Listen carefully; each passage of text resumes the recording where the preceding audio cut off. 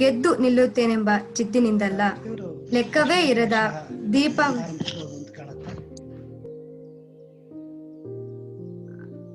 ಆರಂಭಿಸಿದೆ. ನಾನು ಕೇಳಿಸ್ತಿದ್ಯಾ?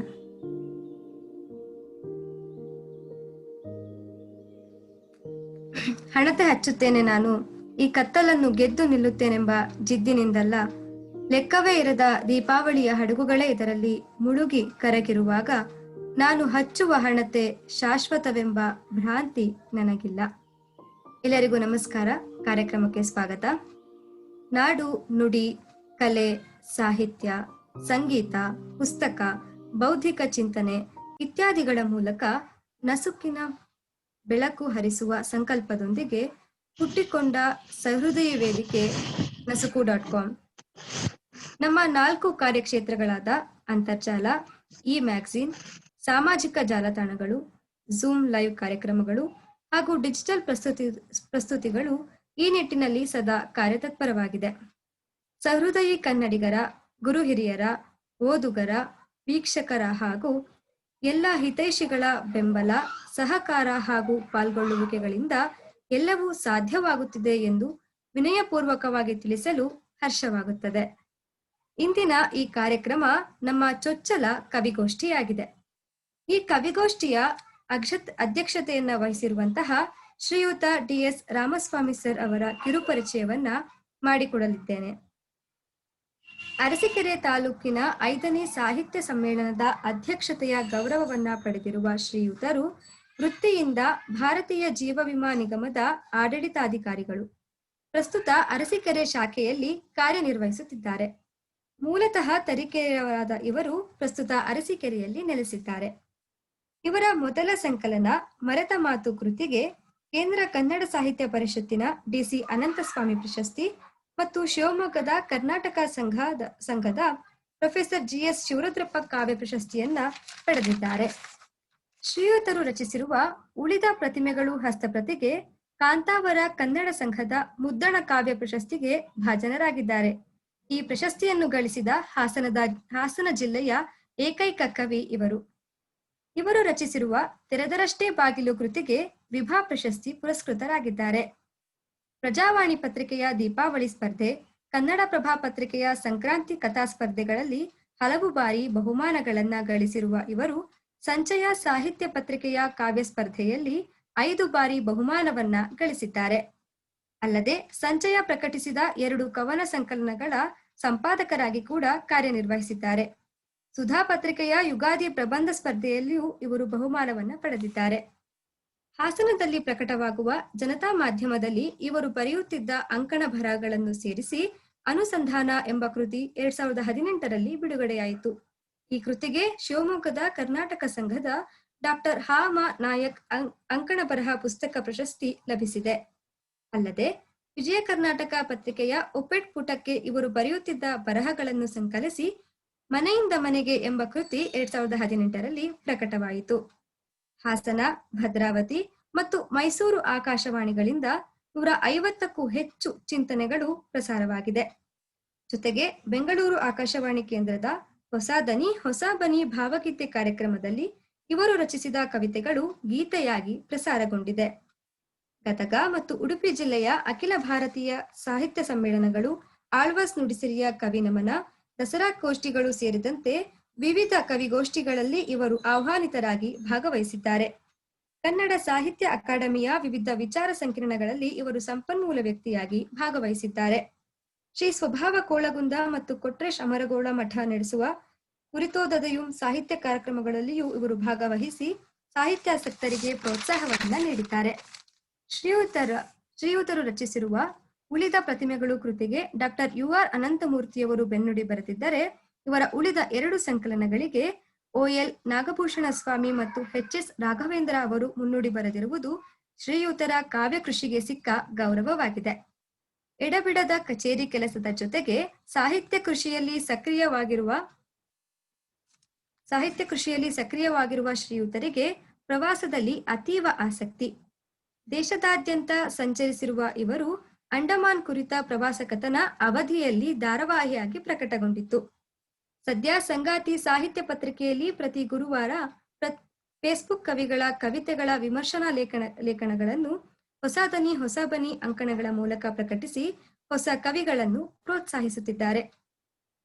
ಇವರಿಗೆ ಈ ಕಾರ್ಯಕ್ರಮಕ್ಕೆ ನಸುಕು.com ಬಳಗದ ವತಿಯಿಂದ ಹೃತ್ಪೂರ್ವಕವಾದ ಸ್ವಾಗತವನ್ನ ಕೋರುತ್ತಿದ್ದೇನೆ. ನಸುಕು.com ಬಳಗದ ನಿರ್ವಾಹಕರು ಮತ್ತು ಸಂಪಾದಕ ಬಳಗದ ಮುಖ್ಯ ಸದಸ್ಯರೂ ಆಗಿರುವ ಶ್ರೀಯುತ ವಿಜಯ್ ಶೆಟ್ಟಿಯವರಿಗೂ, ಜೊತೆಗೆ ಈ ಕಾರ್ಯಕ್ರಮದಲ್ಲಿ ಕವಿತೆ ವಾಚಿಸುತ್ತಿರುವ ಎಲ್ಲಾ ಕವಿಯೇತರರಿಗೂ, ಕಾರ್ಯಕ್ರಮ ವೀಕ್ಷಿಸುತ್ತಿರುವ ಎಲ್ಲಾ ವೀಕ್ಷಕರಿಗೂ ಸ್ವಾಗತವನ್ನು ಕೋರುತ್ತಿದ್ದೇನೆ. ಹಣತೆಯೊಂದಿಗೆ ನಾವು ನೀವು ನಸುಕು.comನ ಈ ಚೊಚ್ಚಲ ಕವಿಗೋಷ್ಠಿಯನ್ನು ಹಣತೆ ಬೆಳಗುವುದರ ಮೂಲಕ ಸಾಂಕೇತಿಕವಾಗಿ ಇಂದು ಪ್ರಾರಂಭಿಸಲಿದ್ದೇವೆ.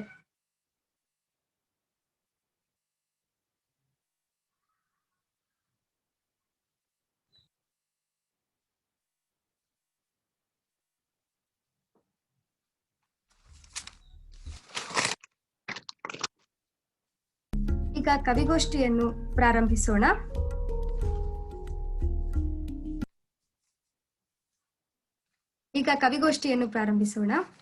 ಇವತ್ತಿನ ಈ ಕವಿಗೋಷ್ಠಿಯಲ್ಲಿ ಮೊದಲು ಕವಿತೆಯನ್ನ ವಾಚನ ಮಾಡ್ತಾ ಇರೋರು ಅಂಜನಾ ಹೆಗಡೆ. ಇವರ ಒಂದು ಕಿರು ಪರಿಚಯ.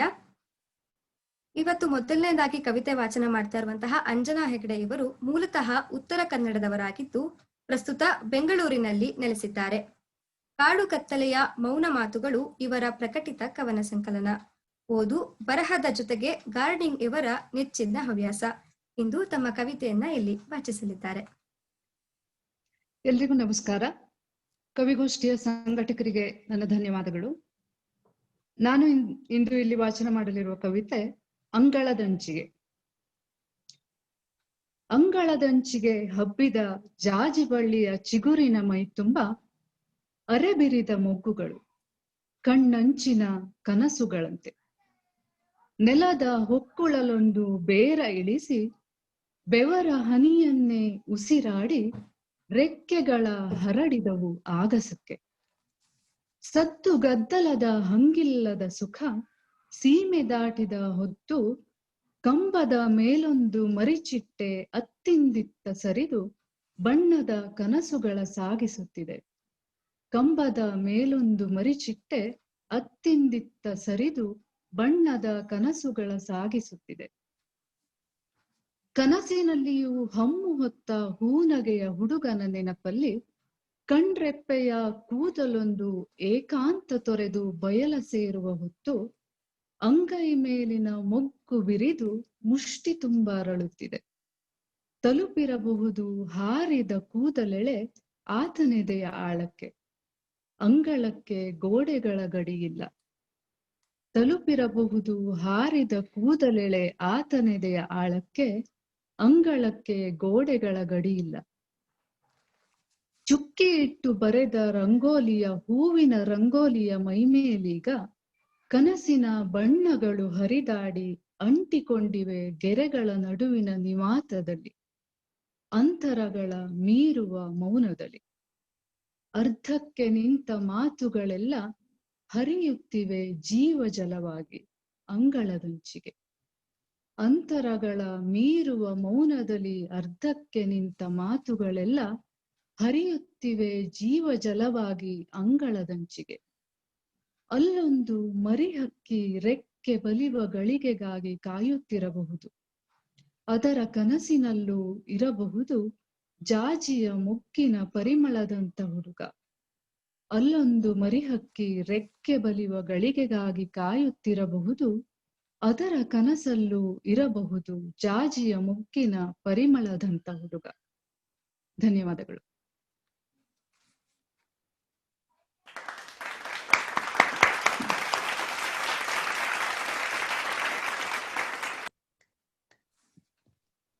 ಚಂದದ ಕವನವನ್ನ ವಾಚನ ಮಾಡಿದ ಅಂಜನಾ ಹೆಗಡೆ ಅವರಿಗೆ ಧನ್ಯವಾದಗಳು.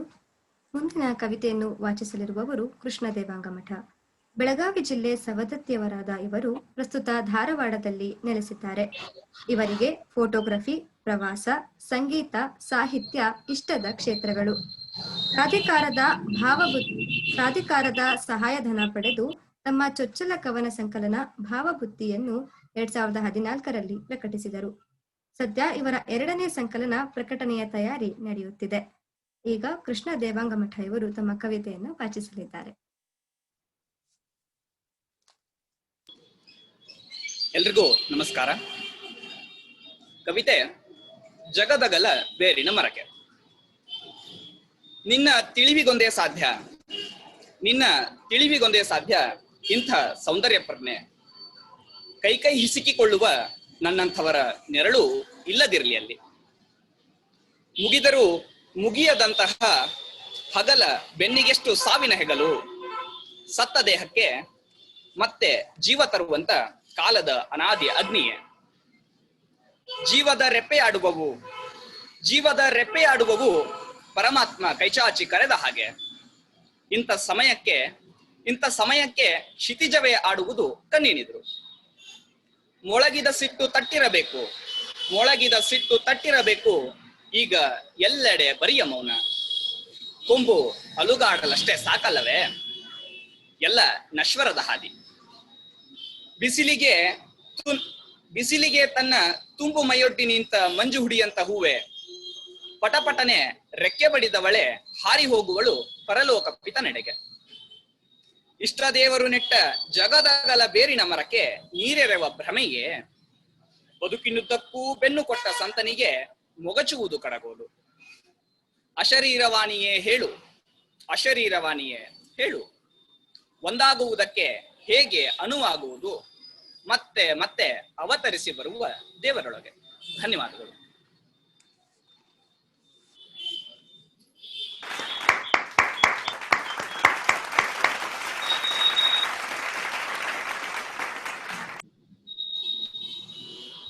ಕವಿತೆಯನ್ನು ವಾಚಿಸಿದ ಕೃಷ್ಣ ದೇವಾಂಗಮಠ ಇವರಿಗೆ ಧನ್ಯವಾದಗಳು.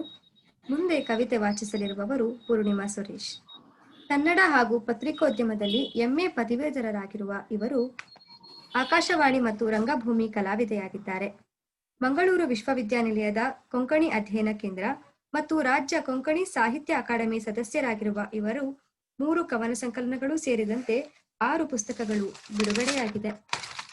ಶಿವಮೊಗ್ಗ ಕರ್ನಾಟಕ ಸಂಘದ GS ಶಿವರುದ್ರಪ್ಪ ಕಾವ್ಯ ಪ್ರಶಸ್ತಿ, ಕನ್ನಡ ಸಾಹಿತ್ಯ ಪರಿಷತ್ತಿನ ದತ್ತಿ ಪ್ರಶಸ್ತಿ, TS ಮ್ಯಾಕ್ಸ್ ಪ್ರಶಸ್ತಿ ಪುರಸ್ಕೃತರಾಗಿರುವ ಇವರು ಈಗ ತಮ್ಮ ಕವನವನ್ನ ವಾಚಿಸಲಿದ್ದಾರೆ.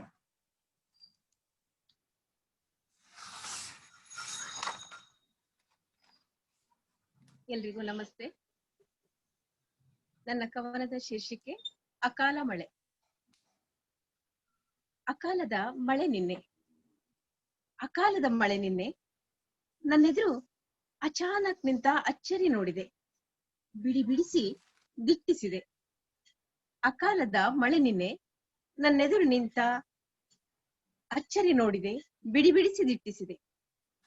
ಪಕ್ಕದಲ್ಲಿ ಪಕ್ಕಾ ಹೆಂಡತಿ, ಈ ಕಡೆ ಮಗಳು, ಇವನನ್ನು ಮೀರಿಸಿದ ಮಗ ಹಿಂದೆ. ಇವರ ಕಣ್ಣಿನೊಳಗಿನ ನನ್ನ ಪರಿಚಯ ಸಿಗಬೇಕಿತ್ತು. ಇವನು ಹೊಲದ ನಡುವಿನ ಬೆಚ್ಚಪ್ಪ ನೋಡುತ್ತಿದ್ದ. ಅವರೊಳಗಿನ ನನ್ನ ಬಿಸಾಕುವಂತೆ, ಹೇಗಿದ್ದಿ? ನಕ್ಕು ಕುಶಲ ಉಪಚಾರದ ಪ್ರಶ್ನೆ. ಅವನೂ ಹಗುರಾದ, ತಿಳು ಮಾತು ಹೆಕ್ಕಿ. ಹೇಗಿದ್ದಿ? ನಕ್ಕು ಕುಶಲ ಉಪಚಾರದ ಪ್ರಶ್ನೆ. ಅವನು ಹಗುರಾದ, ತಿಳು ಮಾತು ಹೆಕ್ಕಿ. ಸರಿದು ಬಿಡುವ ಮುನ್ನ ಆ ಕಣ್ಣ ದಿಟ್ಟಿಸಿದ್ದೆ. ಮಲಗಿದ್ದ ನನ್ನದೇ ನೆರಳ ಚಿವುಟಿ ನಡೆದೆ. ಹಿಂಬಾಲಿಸಿದ. ಬೆನ್ನಿನಲ್ಲಿ ನೆಟ್ಟ ಕಣ್ಣು ಅವನ ಹೆಜ್ಜೆಯ ವಿಳಾಸ ವಿವರಿಸುತ್ತಿತ್ತು. ಕೊನೆಗೂ ಮೂಲೆಯಲ್ಲಿ ನೆರಳಿಗೆ ವಿಶ್ರಾಂತಿ. ಹಾಗೆ ಇದ್ದ ಹಾಗೆ ಇರುವೆ ಎಂದ. ನೆರಳು ಅವನೊಳಗೆ ಇಳಿದಿರುವಾಗ ನನ್ನದೇನು ಮಾತು. ಅದೆಷ್ಟೋ ಸಲ ಕನಸಿಗೆ ಬಂದಿದ್ದೆ. ನಾನು ಅರಳಿದೆ. ಯಾವುದೋ ಗಲ್ಲಿಸುತ್ತಿದಂತೆ, ಅದೇನೋ ಮಾತು ಅವಸರದಲ್ಲೇ ಆಡಿದಂತೆ. ಅದೇ ಕನಸು ಚಿತ್ರವಷ್ಟೇ ನಿಲ್ಲುತ್ತದೆ. ಮಾತು ಉಜ್ಜಿ ಹೋದಂತೆ. ಅರೆ ಮಂಪರು, ಅರ್ಧ ಕನಸು. ನನ್ನನ್ನು ಒಮ್ಮೆ ನಿನ್ನ ಕನಸಿಗೆ, ಅದೇ ಬೀದಿಗೆ ಪುರುಸೊತ್ತಾಗಿ ಆ ಉಳಿದರ್ಧ ಹೇಳಿಬಿಡು. ಚೆಲ್ಲಿ ಬಿಟ್ಟ ಚಿತ್ರ ಚೆಲ್ಲಿ ಬಿಟ್ಟ ಬಣ್ಣ ಚಿತ್ತಾರಾಗದು. ಬೇಲಿ ಕಟ್ಟುವ ಕಾಯಕದಲ್ಲೇ ನಾನಿರತಿ ನಿತ್ಯ. ಬೇಕಿದ್ದರೆ ಕಣ್ಣ ಕೊನೆಯ ಹನಿಯೊಂದನ್ನು ಉದಾರವಾಗಿ ನೀಡುವೆ. ಬಣ್ಣ ಕಲಿಸಿಕೋ ಚಿತ್ತ ಚಿತ್ರದ ರಂಗಿಗೆ. ಕುಂಚದಲ್ಲಿ ಮಹಲು ಕುಟೀರ. ಬಣ್ಣ ಕಲಿಸಿಕೋ ಚಿತ್ತ ಚಿತ್ರದ ರಂಗಿಗೆ. ಕುಂಚದಲ್ಲಿ ಮಹಲು ಕುಟೀರ. ಭರಭರ ಹೊರಬಂದೆ. ಅವನು ಉಳಿದೇ ಹೋದ. ನೆರಳ ತಬ್ಬುವ ಕಾಯಕ ಈಗ. ವಂದನೆಗಳು.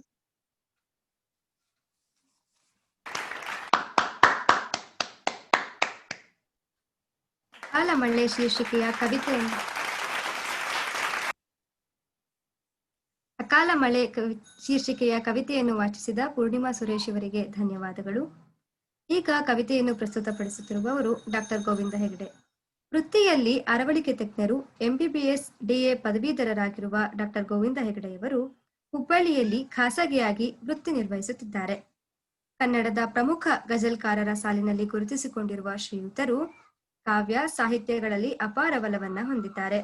ಕವಿತೆ, ಕಥೆ, ಲೇಖನ, ಅಂಕಣ ಬರಹ, ಅನುವಾದದ ಜೊತೆಗೆ ಕವನ, ಹನಿಗವನ, ಶಿಶುಗೀತೆಗಳು, ಭಾವಗೀತೆಗಳು, ಗಜಲ್, ಹಾಯ್ಕು, ಫರ್ದ್, ರುಬಾಯಿ ಮೊದಲಾದ ಸಾಹಿತ್ಯ ಪ್ರಕಾರಗಳಲ್ಲಿ ಅಪಾರ ಸಾಹಿತ್ಯ ಕೃಷಿಯನ್ನ ಮಾಡಿದ್ದಾರೆ. ವಿವಿಧ ಪ್ರಸಿದ್ಧ ಗೋಷ್ಠಿಗಳಲ್ಲಿ ಇವರು ತಮ್ಮ ಕವನಗಳನ್ನ ಪ್ರಸ್ತುತಪಡಿಸಿದ್ದಾರೆ.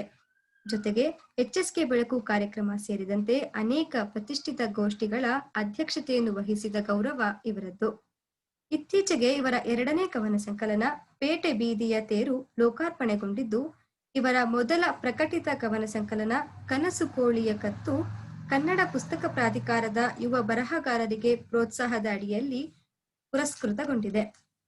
ಇವರ ಅನೇಕ ಕವಿತೆ, ಕಥೆ, ಲೇಖನಗಳು ಹಲವಾರು ಪತ್ರಿಕೆಗಳಲ್ಲಿ, ಆಕಾಶವಾಣಿ ಕೇಂದ್ರಗಳಲ್ಲಿ ಪ್ರಕಟವಾಗಿದೆ ಮತ್ತು ಪ್ರಸಾರವಾಗಿದೆ. ಹಲವಾರು ಕಿರಿಯ ಕವಿ ಲೇಖಕರ ಆತ್ಮೀಯ ಒಡನಾಟ ಹೊಂದಿರುವ ಡಾಕ್ಟರ್ ಹೆಗಡೆಯವರು ನಮ್ಮ ಪ್ರೀತಿಯ ಗಜಲ್ ಎಂಬ ಗುಂಪಿನ ಮೂಲಕ ಹಲವಾರು ಗಜಲ್ ಕವಿಗಳು ಹೊರಹೊಮ್ಮಲು ಕಾರಣೀಕರ್ತರಾಗಿದ್ದಾರೆ. ಇಂದು ಇವರು ತಮ್ಮ ಕವಿತೆಯನ್ನ ವಾಚಿಸಲಿದ್ದಾರೆ. ಎಲ್ಲರಿಗೂ ನಮಸ್ಕಾರ. ಕವಿಗೋಷ್ಠಿಯ ಹಣತೆಯನ್ನು ಹಚ್ಚಲು ಕೈಜೋಡಿಸಿದಂಥ ಎಲ್ಲ ಕವಿ ಮನಸ್ಸುಗಳಿಗೆ ಹಾಗೂ ಆಯೋಜಕರಿಗೆ ಮತ್ತು ಪ್ರೇಕ್ಷಕರಿಗೆ ನನ್ನ ವಂದನೆಗಳನ್ನು, ಅಭಿನಂದನೆಗಳನ್ನು, ಕೃತಜ್ಞತೆಗಳನ್ನು ಮತ್ತು ಶುಭಾಶಯಗಳನ್ನು ಸಲ್ಲಿಸಿ ಈಗ ಕವಿತೆಯ ವಾಚನ ಮಾಡ್ತಾ ಇದ್ದೇನೆ. ಕವಿತೆ ಕಿಮ್ಮತ್ತಿನ ಸಂತೆ. ಎಷ್ಟೆಂದು ಕೊಳ್ಳುವುದು ಈ ಕವಡೆ ಮಣಿಸರಗಳನ್ನು, ಸಂತೆಯ ಉದ್ದಗಲ ದಾರಿಯ ಎರಡೂ ಕಡೆ ಅವೇ, ಸಣ್ಣ ದೊಡ್ಡ, ಕೆಂಪು ನೀಲಿ ಹಸಿರು ಕರಿ ಬಿಳಿ ಬಣ್ಣ ಬಣ್ಣ ಅವಳ ಕಣ್ಣುಗಳಂಥ, ಸಂತೆಯ ಉದ್ದಗಲ ದಾರಿಯ ಎರಡೂ ಕಡೆ ಅವೇ. ಎಷ್ಟೆಂದು ಕೊಳ್ಳುವುದು ತಿನ್ನಲು ಏನೂ ಇಲ್ಲದಿರುವಾಗ ಎನ್ನುತ್ತಾ ನಾನು ಬೀಸು ಹೆಜ್ಜೆಗಳಲ್ಲಿ ಹೊರಬರುತ್ತೇನೆ. ಹೇರಿವೆ ಕತ್ತು ಎದೆ ಕೈ ಕಾಲುಗಳಲ್ಲಿ ಈ ಕವಡೆ ಈ ಮಣಿಸರ ಭಾರ. ಹೇರಿವೆ ಕತ್ತು ಎದೆ ಕೈ ಕಾಲುಗಳಲ್ಲಿ ಈ ಕವಡೆ ಈ ಮಣಿಸರ ಭಾರ. ನಡೆದು ಬರುತ್ತೇನೆ ಆ ಭಗ್ನ ಅರಮನೆಗೆ. ಆ ಮುರುಕು ಆಸನ ಯಾವ ರಾಯನ ಕಾಲದ್ದು? ಹತ್ತಿ ಕೂತಾಗ ಬಂದಿದೆ ಕೈಗೊಂದು ಮಂತ್ರದಂಡ. ಆಡಿಸಿದರೆ ಸಾಕು ತೆರೆಯುತ್ತಾ ಮಾಯಾಲೋಕ. ಹತ್ತಿ ಕೂತಾಗ ಬಂದಿದೆ ಕೈಗೊಂದು ಮಂತ್ರದಂಡ. ಆಡಿಸಿದರೆ ಸಾಕು ತೆರೆಯುತ್ತಾ ಮಾಯಾಲೋಕ. ಈ ಚಿಪ್ಪು ಕವಡೆ ಮಣಿ ಮುತ್ತು ರತ್ನಗಳಾಗಲಿ ಎಂದೇನೂ ಕೇಳುವುದಿಲ್ಲ. ಈ ಚಿಪ್ಪು ಕವಡೆ ಮಣಿ ಮುತ್ತು ರತ್ನಗಳಾಗಲಿ ಎಂದೇನೂ ಕೇಳುವುದಿಲ್ಲ. ಆ ಬೀದಿಯ ಕೊನೆಯ ಮನುಷ್ಯನ ತೆರೆದ ಪಾತ್ರೆಗೆ, ಆ ಬೀದಿಯ ಕೊನೆಯ ಮನುಷ್ಯನ ತೆರೆದ ಪಾತ್ರೆಗೆ ಈ ಮಣಿಗಳ ತೂಕದ ಅನ್ನ ದಿನವೂ ಬೀಳಲಿ ಸಾಕು. ಈ ಮಣಿಗಳ ತೂಕದ ಅನ್ನ ದಿನವೂ ಬೀಳಲಿ ಸಾಕು. ಈಗ ಅರಮನೆ ಮಾಯ, ಮಂತ್ರದಂಡ ಮಾಯ, ದೇವರು ಕೂಡ. ಈಗ ಅರಮನೆ ಮಾಯ, ಮಂತ್ರದಂಡ ಮಾಯ, ದೇವರು ಕೂಡ. ಉಳಿದೇ ಇವೆ ಚಿಪ್ಪು, ಮಣಿಸರ, ಕವಡೆ. ಉಳಿದೇ ಇವೆ ಚಿಪ್ಪು, ಮಣಿಸರ, ಕವಡೆ ಕಿಮ್ಮತ್ತಿನ ಸಂತೆ. ಧನ್ಯವಾದ.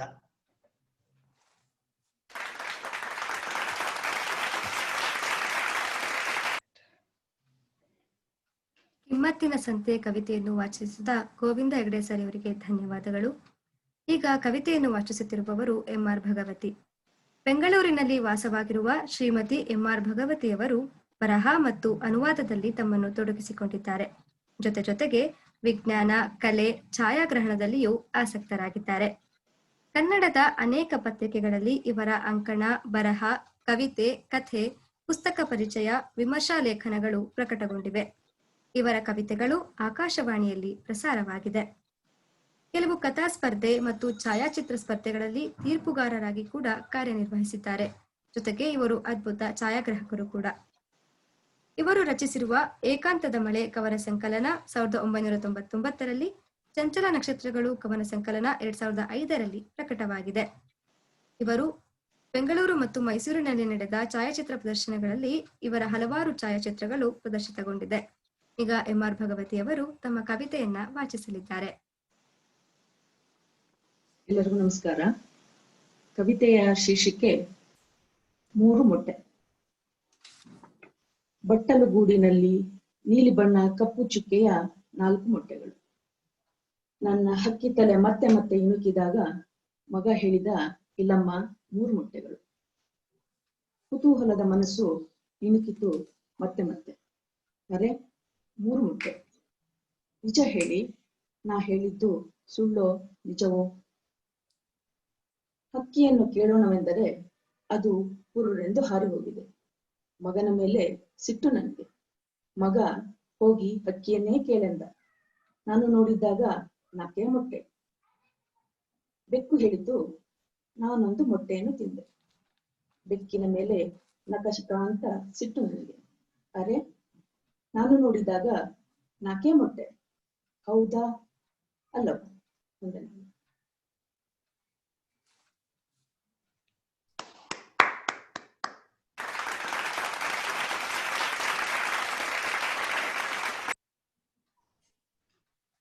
ಮೂರು ಮೊಟ್ಟೆಗಳ ಕವಿತೆಯನ್ನ ವಾಚಿಸಿದ ಎಂಆರ್ ಭಗವತಿ ಇವರಿಗೆ ಧನ್ಯವಾದಗಳು. ಈಗ ಕವನ ವಾಚನ ಮಾಡಲಿರುವವರು ಡಾಕ್ಟರ್ ಚಿದಾನಂದ ಕಮ್ಮಾರವರು. ಧಾರವಾಡ ಜಿಲ್ಲೆ ಕುಂದಗೋಳ ತಾಲೂಕಿನ ಬೆನಕನಹಳ್ಳಿಯವರಾದ ಶ್ರೀಯುತರು ಕರ್ನಾಟಕ ವಿಶ್ವವಿದ್ಯಾನಿಲಯದಿಂದ ಸಮೂಹ ಸಂವಹನ ಮತ್ತು ಪತ್ರಿಕೋದ್ಯಮದಲ್ಲಿ ಸ್ನಾತಕೋತ್ತರ ಪದವಿ ಹಾಗೂ ಪಿಎಚ್ಡಿಯನ್ನು ಮುಗಿಸಿದ್ದಾರೆ. ಕುವೆಂಪು ವಿಶ್ವವಿದ್ಯಾನಿಲಯದಿಂದ ಇಂಗ್ಲಿಷ್ ವಿಷಯದಲ್ಲಿ ಕೂಡ ಸ್ನಾತಕೋತ್ತರ ಪದವಿಯನ್ನ ಪಡೆದಿದ್ದಾರೆ. ನ್ಯೂ ಇಂಡಿಯನ್ ಎಕ್ಸ್‌ಪ್ರೆಸ್ ಮತ್ತು ಪ್ರಜಾವಾಣಿ ಪತ್ರಿಕೆಗಳಲ್ಲಿ ದಶಕಗಳ ಕಾಲ ಪತ್ರಕರ್ತರಾಗಿ ಸೇವೆ ಸಲ್ಲಿಸಿರುವ ಇವರು ಪತ್ರಿಕೋದ್ಯಮ ವಿಭಾಗದಲ್ಲಿ ಸದ್ಯ ಪ್ರಾಧ್ಯಾಪಕರಾಗಿ ಕಾರ್ಯನಿರ್ವಹಣೆ ಮಾಡುತ್ತಿದ್ದಾರೆ. ಒಲವ ಋಣಭಾರ ಹೊತ್ತು ಶ್ರೀಯುತರು ರಚಿಸಿರುವ ಕವನ ಸಂಕಲನ ಕಟ್ಯಾವು ಕಾವ್ಯ ಕಿರಣ ಇವರ ಸಂಪಾದಿತ ಕೃತಿ. ಸುನಂದ ಕಡಮೆಯವರು ಇದರ ಸಹ ಸಂಪಾದಕರಾಗಿದ್ದಾರೆ. ಶ್ರೀಯುತರು ಈಗ ತಮ್ಮ ಕವಿತೆಯನ್ನ ವಾಚಿಸಲಿದ್ದಾರೆ. ಎಲ್ಲರಿಗೂ ನಮಸ್ಕಾರ. ಕವಿತೆಯ ಶೀರ್ಷಿಕೆ ಹಾರಿದ ಹಕ್ಕಿಯು ತೇಲುವ ನೆನಹು. ಹಾರಿದೆ ಮನ ಹಕ್ಕಿಯ ಹಾಡಿನ ಜಾಡು ಹಿಡಿದು. ಹಾರಿದೆ ಮನ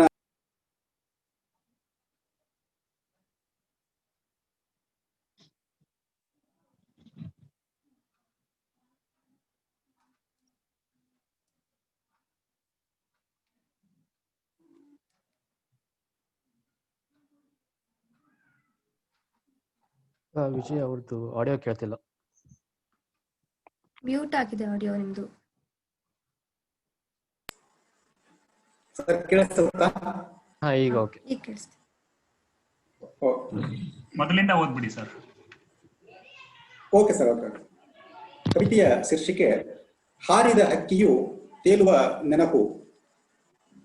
ಹಾರಿದೆ ಮನ ಹಕ್ಕಿಯ ಹಾಡಿನ ಜಾಡು ಹಿಡಿದು, ಹಾರಿದೆ ಮನ ಹಕ್ಕಿಯ ಹಾಡಿನ ಜಾಡು ಹಿಡಿದು, ಹಾರಿದ ಹಕ್ಕಿಯ ತಾವನರಸಿ ಜಾರಿದೆ ದಿನ ಇನ್ನೂ ಏರಲಾಗದೆ ಬಯಲಿನ ಬೆಟ್ಟ. ಕಪ್ಪು ಕತ್ತಲಿನ ಚರ್ಮವ ಚರಚರ ಹರಿದು ಬೆಳಕಿನ ಬಣ್ಣ ಕಣ್ಣೊಡೆಯದೆ ಕೇಳಿಸದು ಹಾಡು. ಕಪ್ಪು ಕತ್ತಲಿನ ಚರ್ಮವ ಚರಚರ ಹರಿದು ಬೆಳಕಿನ ಬಣ್ಣ ಕಣ್ಣೊಡೆಯದೆ ಕೇಳಿಸದು ಹಾಡು.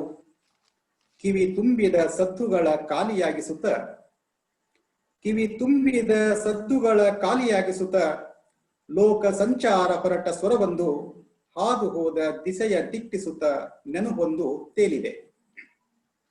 ಲೋಕ ಸಂಚಾರ ಹೊರಟ ಸ್ವರವೊಂದು ಹಾದು ಹೋದ ದಿಸೆಯ ದಿಟ್ಟಿಸುತ್ತ ನೆನಹೊಂದು ತೇಲಿದೆ. ಇದೀಗ ಇದೀಗ ಎತ್ತಲಿಂದಲೂ ಹಾರಿ ಬಂದ ರೆಕ್ಕೆ ತುಪ್ಪೊಳಗಳ ಚೂರುಪಾರು. ಇದೀಗ ಎತ್ತಲಿಂದಲೂ ಹಾರಿ ಬಂದ ರೆಕ್ಕೆ ತುಪ್ಪೊಳಗಳ ಚೂರುಪಾರು.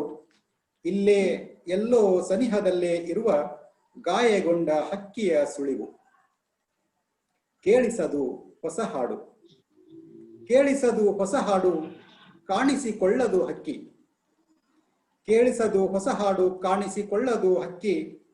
ಕುಕ್ಕಿ ಕುಕ್ಕಿ ಹೆಕ್ಕಿ ಹೆಕ್ಕಿ ಹಿಡಿದೆಳೆಯದೆ ಹಾಡಿನ ಎಳೆಯೊಂದ. ಕುಕ್ಕಿ ಕುಕ್ಕಿ ಹೆಕ್ಕಿ ಹೆಕ್ಕಿ ಹಿಡಿದೆಳೆಯದೆ ಹಾಡಿನ ಎಳೆಯೊಂದ. ನಿನ್ನದು ನನ್ನದು ಎದೆಯೊಳಗಿಂದ, ನಿನ್ನದು ನನ್ನದು ಎದೆಯೊಳಗಿಂದ. ನಮಸ್ಕಾರ.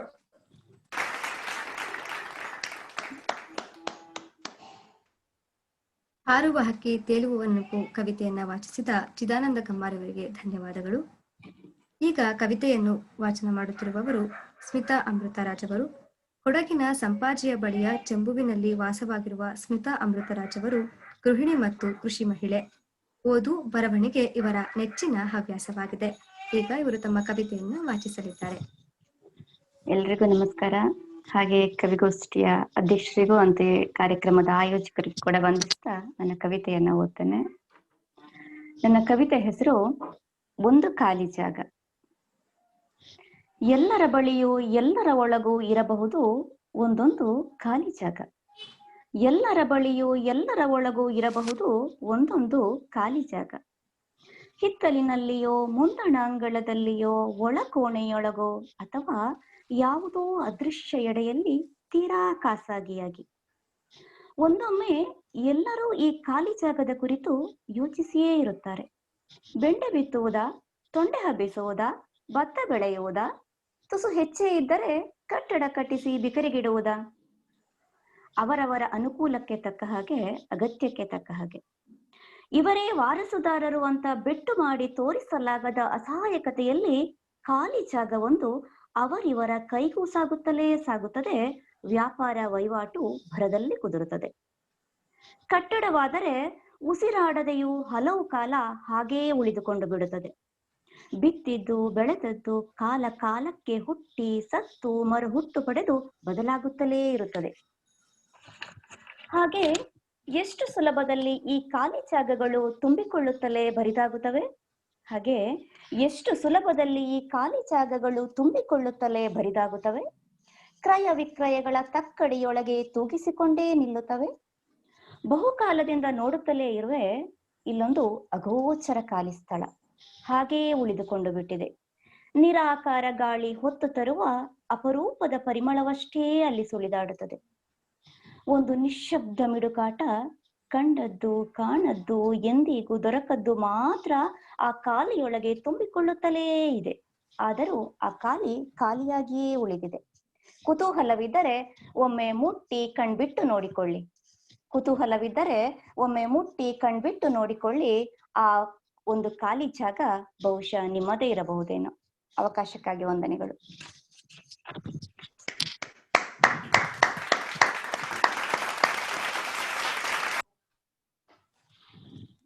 ಒಂದು ಖಾಲಿ ಜಾಗ ಕವಿತೆಯನ್ನ ವಾಚಿಸಿದ ಸ್ಮಿತಾ ಅಮೃತರಾಜ್ ಅವರಿಗೆ ಧನ್ಯವಾದಗಳು.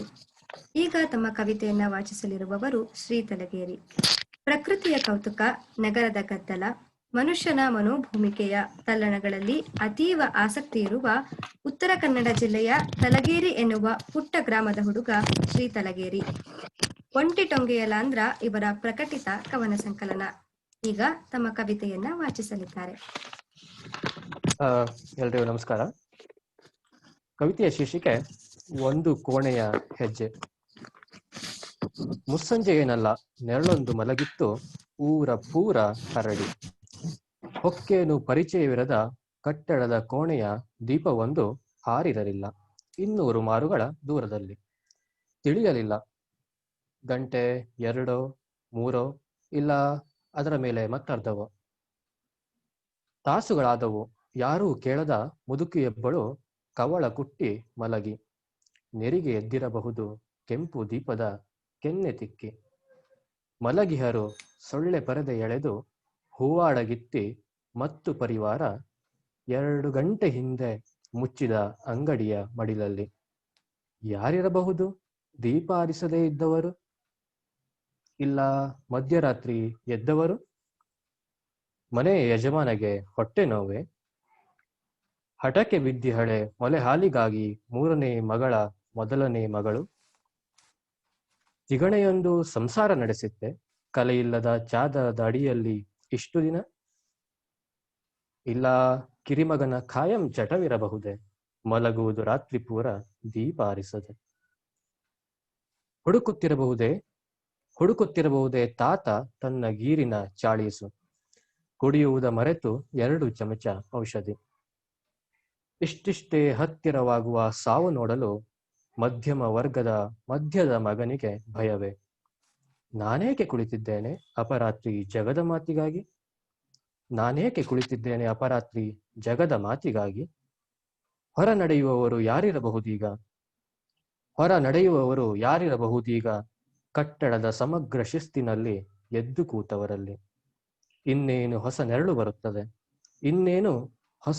ಬರುತ್ತದೆ ರಸ್ತೆ ಪಕ್ಕದ ಉದ್ಯಾನದ ತುದಿಗಿಟ್ಟ ಬುದ್ಧ ಮೂರ್ತಿಗೆ. ಧನ್ಯವಾದಗಳು.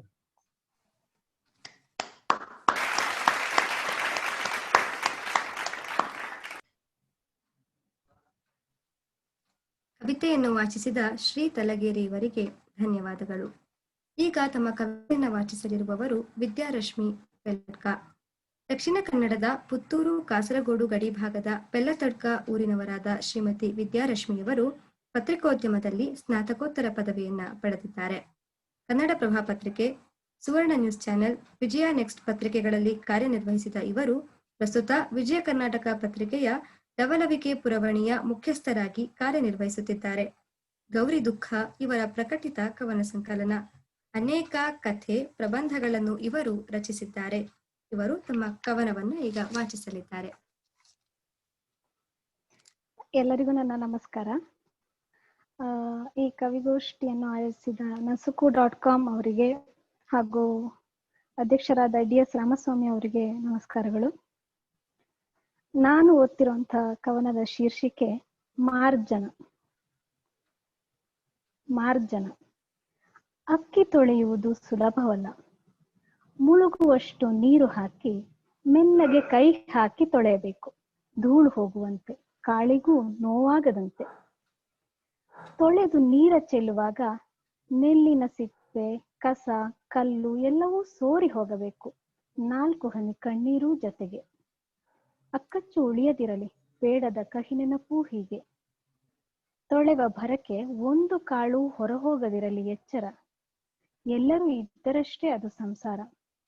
ಇಲ್ಲಿ ಸಲ್ಲದ ಹೆಸರು ಕಾಳೋ ಬಟಾಣಿಯೋ ಸಿಕ್ಕರೆ ಎತ್ತಿಟ್ಟಿರಿ ಸಂಜೆಗೆ, ಅವನ ನೆನಪಿನ ಹಾಗೆ. 3 ಸಲ ತೊಳೆದಾಗ ಬಣ್ಣ ಧೂಳು ಎಲ್ಲ ತೊಲಗಿ ಬೆಳ್ಳನ್ನೇ ಬೆಳಗಬೇಕು ಅಕ್ಕಿ, ಕರಿಕಚ್ಚೆಯೂ ಇರದಂತೆ. ಇಷ್ಟ ಆದರೆ ಉರಿವ ಬೆಂಕಿಗಿಟ್ಟು ಬಿಡಿ ಬೇಯುವುದು ಸುಖವಾಗಿ. ಧನ್ಯವಾದಗಳು.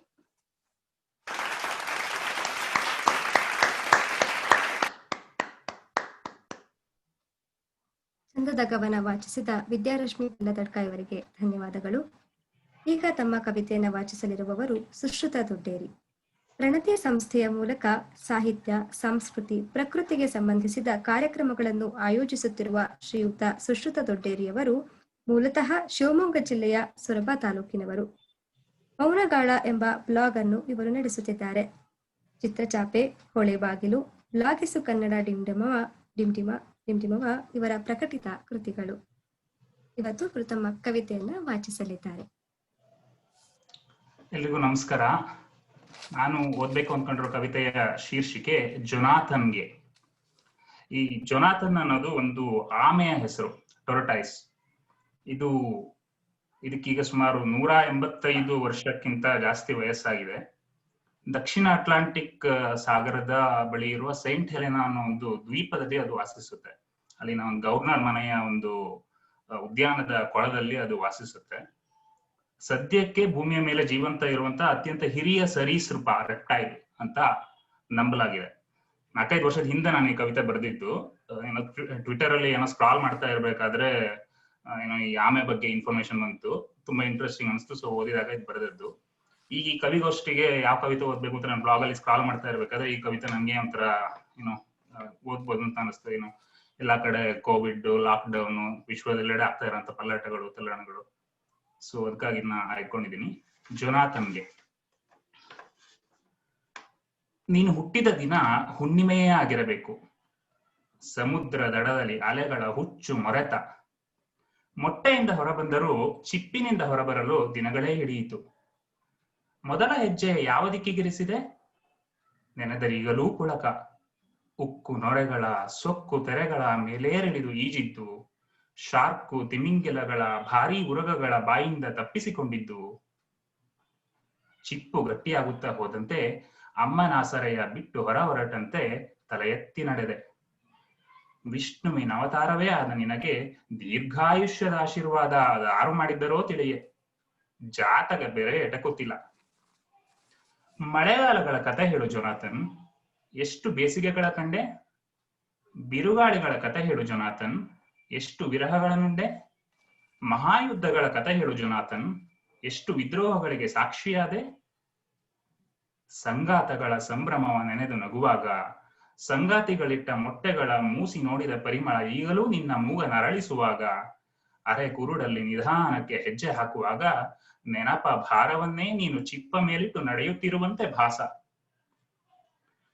ಯಾವ ರಾಣಿ ಎಂದು ಎಂಥ ಯುವರಾಜನನ್ನು ಹೆತ್ತಳು. ಯಾವ ಸೇನಾಧಿಪತಿ ಯಾವ ರಾಜ್ಯದ ಮೇಲೆ ದಂಡೆತ್ತಿ ಹೋದ. ಯಾವ ಜೀವ ಸಂಕುಲ ಹೇಗೆ ಬೆಳೆದು ನಳಿಸಿ ನಶಿಸಿ ಹೋಯಿತು. ಯಾವ ನದಿಯ ದಿಕ್ಕು ಬದಲಿಸಲಾಯಿತು. ವಿಕಿರಣಗಳ ಶಾಪ ಎಲ್ಲಿಗೆ ತಟ್ಟಿತು. ಯಾವ ಸಾಮ್ರಾಜ್ಯ ಒಡೆದು ಚೂರಾಯ್ತು. ಸುಂದರಿಯ ನತ್ತು ಹೇಗೆ ಕಳೆಯಿತು. ಎಲ್ಲ ಪ್ರಶ್ನೆಗಳಿಗೂ ನಿನ್ನಲ್ಲಿ ಉತ್ತರವಿದೆ. ಅವರ ಧ್ವಜವನ್ನಿಳಿಸಿ ನಮ್ಮ ಧ್ವಜವೇರಿಸಿ ಮೆರೆದ ಸಾಹಸಗಳನ್ನು, ಆಕಾಶಕ್ಕೇರಿದ ರಾಕೆಟ್ಟುಗಳನ್ನು, ಹಿಮಕಂದರಗಳಿಗೆ ಜಾರಿ ಬಿದ್ದ ಮುಕುಟಗಳನ್ನು, ಮರಳಿ ಬಂದ ಪತ್ರಗಳ ಸಂಕಟಗಳನ್ನು, ಸಾಲುಗಟ್ಟಿ ನಡೆದ ಇರುವೆಗಳು ತಲುಪಿದ ಹುತ್ತವನ್ನು, ಕಮರಿದ ಬೆಳಕುಗಳನ್ನು ನೀ ನೋಡಿ ಬಲ್ಲೆ. ಸುಕ್ಕುಗಟ್ಟಿದ ಚರ್ಮದೊಳಗೆ ಹೆಪ್ಪುಗಟ್ಟಿದ ನಿಟ್ಟುಸಿರಿನಲ್ಲಿ ಈ ಜಗಹೃದಯದ ಉಶ್ವಾಸ ನಿಶ್ವಾಸಗಳೆಲ್ಲ ಅಡಗಿದಂತಿದೆ. ಕತೆ ಹೇಳು ಜೋ. ನಿನ್ನ ಚಿಪ್ಪ ಮೇಲೆ ಬಿದ್ದು ಜಾರಿದ ಮಳೆಹನಿಗಳ ಕತೆ ಹೇಳು. ಕೂತ ಧೂಳನ್ನು ಹಾರಿಸಿದ ಗಾಳಿಯ ಕತೆ ಹೇಳು. ತಿಂದ ಹಣ್ಣುಗಳ, ಮಳೆ ಹುಳಗಳ, ಬ್ರೆಡ್ಡ ಚೂರುಗಳ ರುಚಿ ಹಂಚಿಕೋ. 1000 ಋತುಗಳ ತಿರುವಿನಲ್ಲಿ ಕಂಡ ಚಿತ್ರಗಳ ನನಗೆ ದಯಪಾಲಿಸು. ಇತಿಹಾಸಕಾರನಾಗುವ ಹಂಬಲದಿಂದಲ್ಲ, ಕತೆ ಕೇಳುವ ಖುಷಿಯಾಗಿ ನನ್ನ ಬೆನ್ನು ಬಿಂದಿದ್ದೇನೆ. ಕತ್ತೇರಿಸಿ ಹೇಳು. ರಾತ್ರಿಗಳು ಕರಗಿ ಹಗಲಾಗಲಿ, ಹಗಲಳಿದು ಮುಸ್ಸಂಜೆಯಾಗಲಿ, ನಾನು ಇಲ್ಲೇ ಕೂತಿರುವೆ ನಿನ್ನ ಸಂಗಡ. ಕತೆ ಹೇಳು ಜೊನಾಥನ್, ಆ ಕತೆ ಹೇಳು. ಧನ್ಯವಾದ.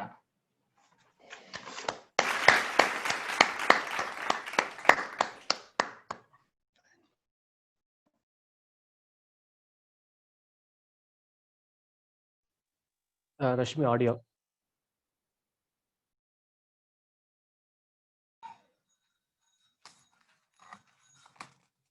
ಜೊನಾಥನ್ ಆಮೆಯ ಕವಿತೆಯನ್ನು ವಾಚಿಸಿದ ಸುಶ್ರುತಿಯವರಿಗೆ ಧನ್ಯವಾದಗಳು. ಇಲ್ಲಿಗೆ ಇಂದಿನ ದಶಕವಿಗಳ ಕವನ ವಾಚನ ಮುಗಿಯಿತು. ಈಗ ಈ ಕಾರ್ಯಕ್ರಮದ ಅಧ್ಯಕ್ಷತೆಯನ್ನು ವಹಿಸಿರುವ PS ರಾಮಸ್ವಾಮಿ ಸರ್ ಅವರು ಈ ಕಾರ್ಯಕ್ರಮವನ್ನು ಉದ್ದೇಶಿಸಿ ಒಂದೆರಡು ಮಾತುಗಳನ್ನಾಡಬೇಕಾಗಿ ವಿನಂತಿಸಿಕೊಳ್ಳುತ್ತಿದ್ದೇನೆ.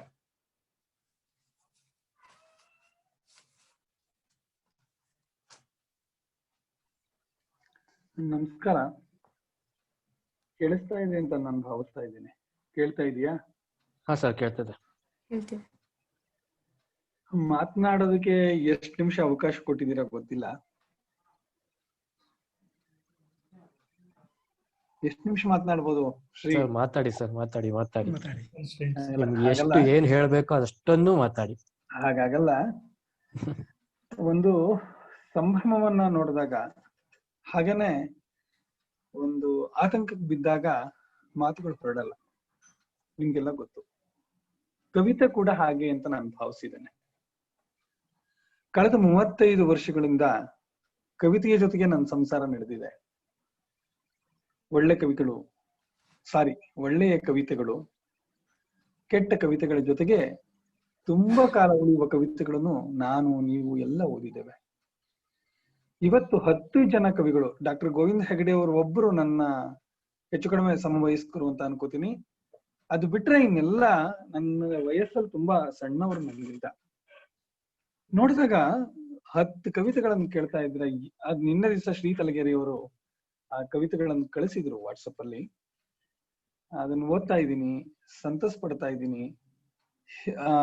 ಸಾರಿ, ನನ್ನ ಮಾತುಗಳು ಎಲ್ಲಿಂದಾನೂ ಪ್ರಾರಂಭ ಆಗ್ಬಿಡುತ್ತೆ. ಮೊದಲನೇದಾಗಿ ನಸುಗು.com ಇಂಥ ಒಂದು ಒಳ್ಳೆ ಕೆಲಸ ಮಾಡಿದ್ದಕ್ಕೆ, ಮತ್ತೆ ಏನೆಲ್ಲಾ ಉಪದ್ವ್ಯಾಪಗಳ ನಡುವೆನೂ ಈ 10 ಜನ ಕವಿಗಳು ತಮ್ಮ ಕವಿತೆಗಳನ್ನ ಇಲ್ಲಿ ಪ್ರಸ್ತುತಪಡಿಸಿದ್ದಕ್ಕೆ, ಮತ್ತು ಈ ಅವಕಾಶವನ್ನ ಈ ಎಲ್ಲರಿಗೆ ಮಾಡಿಕೊಡ್ತಾ ನನ್ನಂತ ಕಿರಿಯನನ್ನ ಅಧ್ಯಕ್ಷತೆ ವಹಿಸಿ ಅಂತ ಕೇಳಿದ್ದಕ್ಕೆ, ನಾನು ವಿಜಯ್ ದಾರಿಹೋಕ ಅವರ ನಸುಗು.com ಮತ್ತು ಇದರ ಹಿನ್ನೆಲೆಯಾಗಿ ಪ್ರಾಯಶಃ ಶ್ರೀ ತಲಗೇರಿ ಅವರು ಇದ್ದಾರೆ ಅನ್ಸುತ್ತೆ, ಈ ತಾಂತ್ರಿಕ ನೆರವುಗಳನ್ನು ಕೊಡ್ತಾ ಇರೋರು, ಅವ್ರನ್ನೆಲ್ಲ ನಾನು ಅಭಿನಂದಿಸ್ತಾ ನನಗನ್ಸಿದ 4 ಮಾತುಗಳನ್ನ ಹೇಳ್ತಾ ಇದ್ದೀನಿ ಗೆಳೆಯರೆ. ನಿಜಕ್ಕೂ ಕವಿತೆ ಅನ್ನೋದು ನನಗೆ ಯಾವತ್ತೂ ಒಂದು ದೊಡ್ಡ ಆಶ್ಚರ್ಯ, ಒಂದು ದೊಡ್ಡ ವಿಸ್ಮಯ. ಹಾಗಾದಾಗ ಮಾತ್ರ ನಾವು ಒಳ್ಳೆ ಕವಿತೆಗಳನ್ನ ಬರೆಯಬಹುದು ಏನೋ. ನಾವ್ ಯಾರು ಇವತ್ತವರೆಗೂ ಏನ್ ಬರೀತಾ ಹೋದ್ವಿ ಅದನ್ನ ಈ ಹಿಂದೆ ನಮ್ಮ ಜನಪದರು, ನಿರಕ್ಷರ ಕುಕ್ಷಿಗಳು ಬರೆದು ಬಿಟ್ಟಿದ್ದಾರೆ.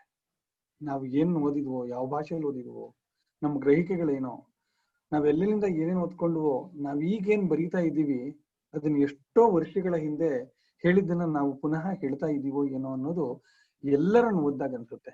ಆದ್ರೆ ಗೆಳೆಯರೆ, ಕಾಲದಿಂದ ಕಾಲಕ್ಕೆ ಸಾಹಿತ್ಯ ಚರಿತ್ರೆಯನ್ನು ನೋಡ್ಕೊಂಡಾಗ ಬಹಳ ವ್ಯತ್ಯಾಸಗಳೇನೂ ಆಗದೆ ಹೋದ್ರು ನಾವು ಅಭ್ಯಾಸದ ದೃಷ್ಟಿಯಿಂದ ಅವನ್ನೆಲ್ಲ ವಿಭಾಗೀಕರಣ ಮಾಡಿದ್ದೇವೆ.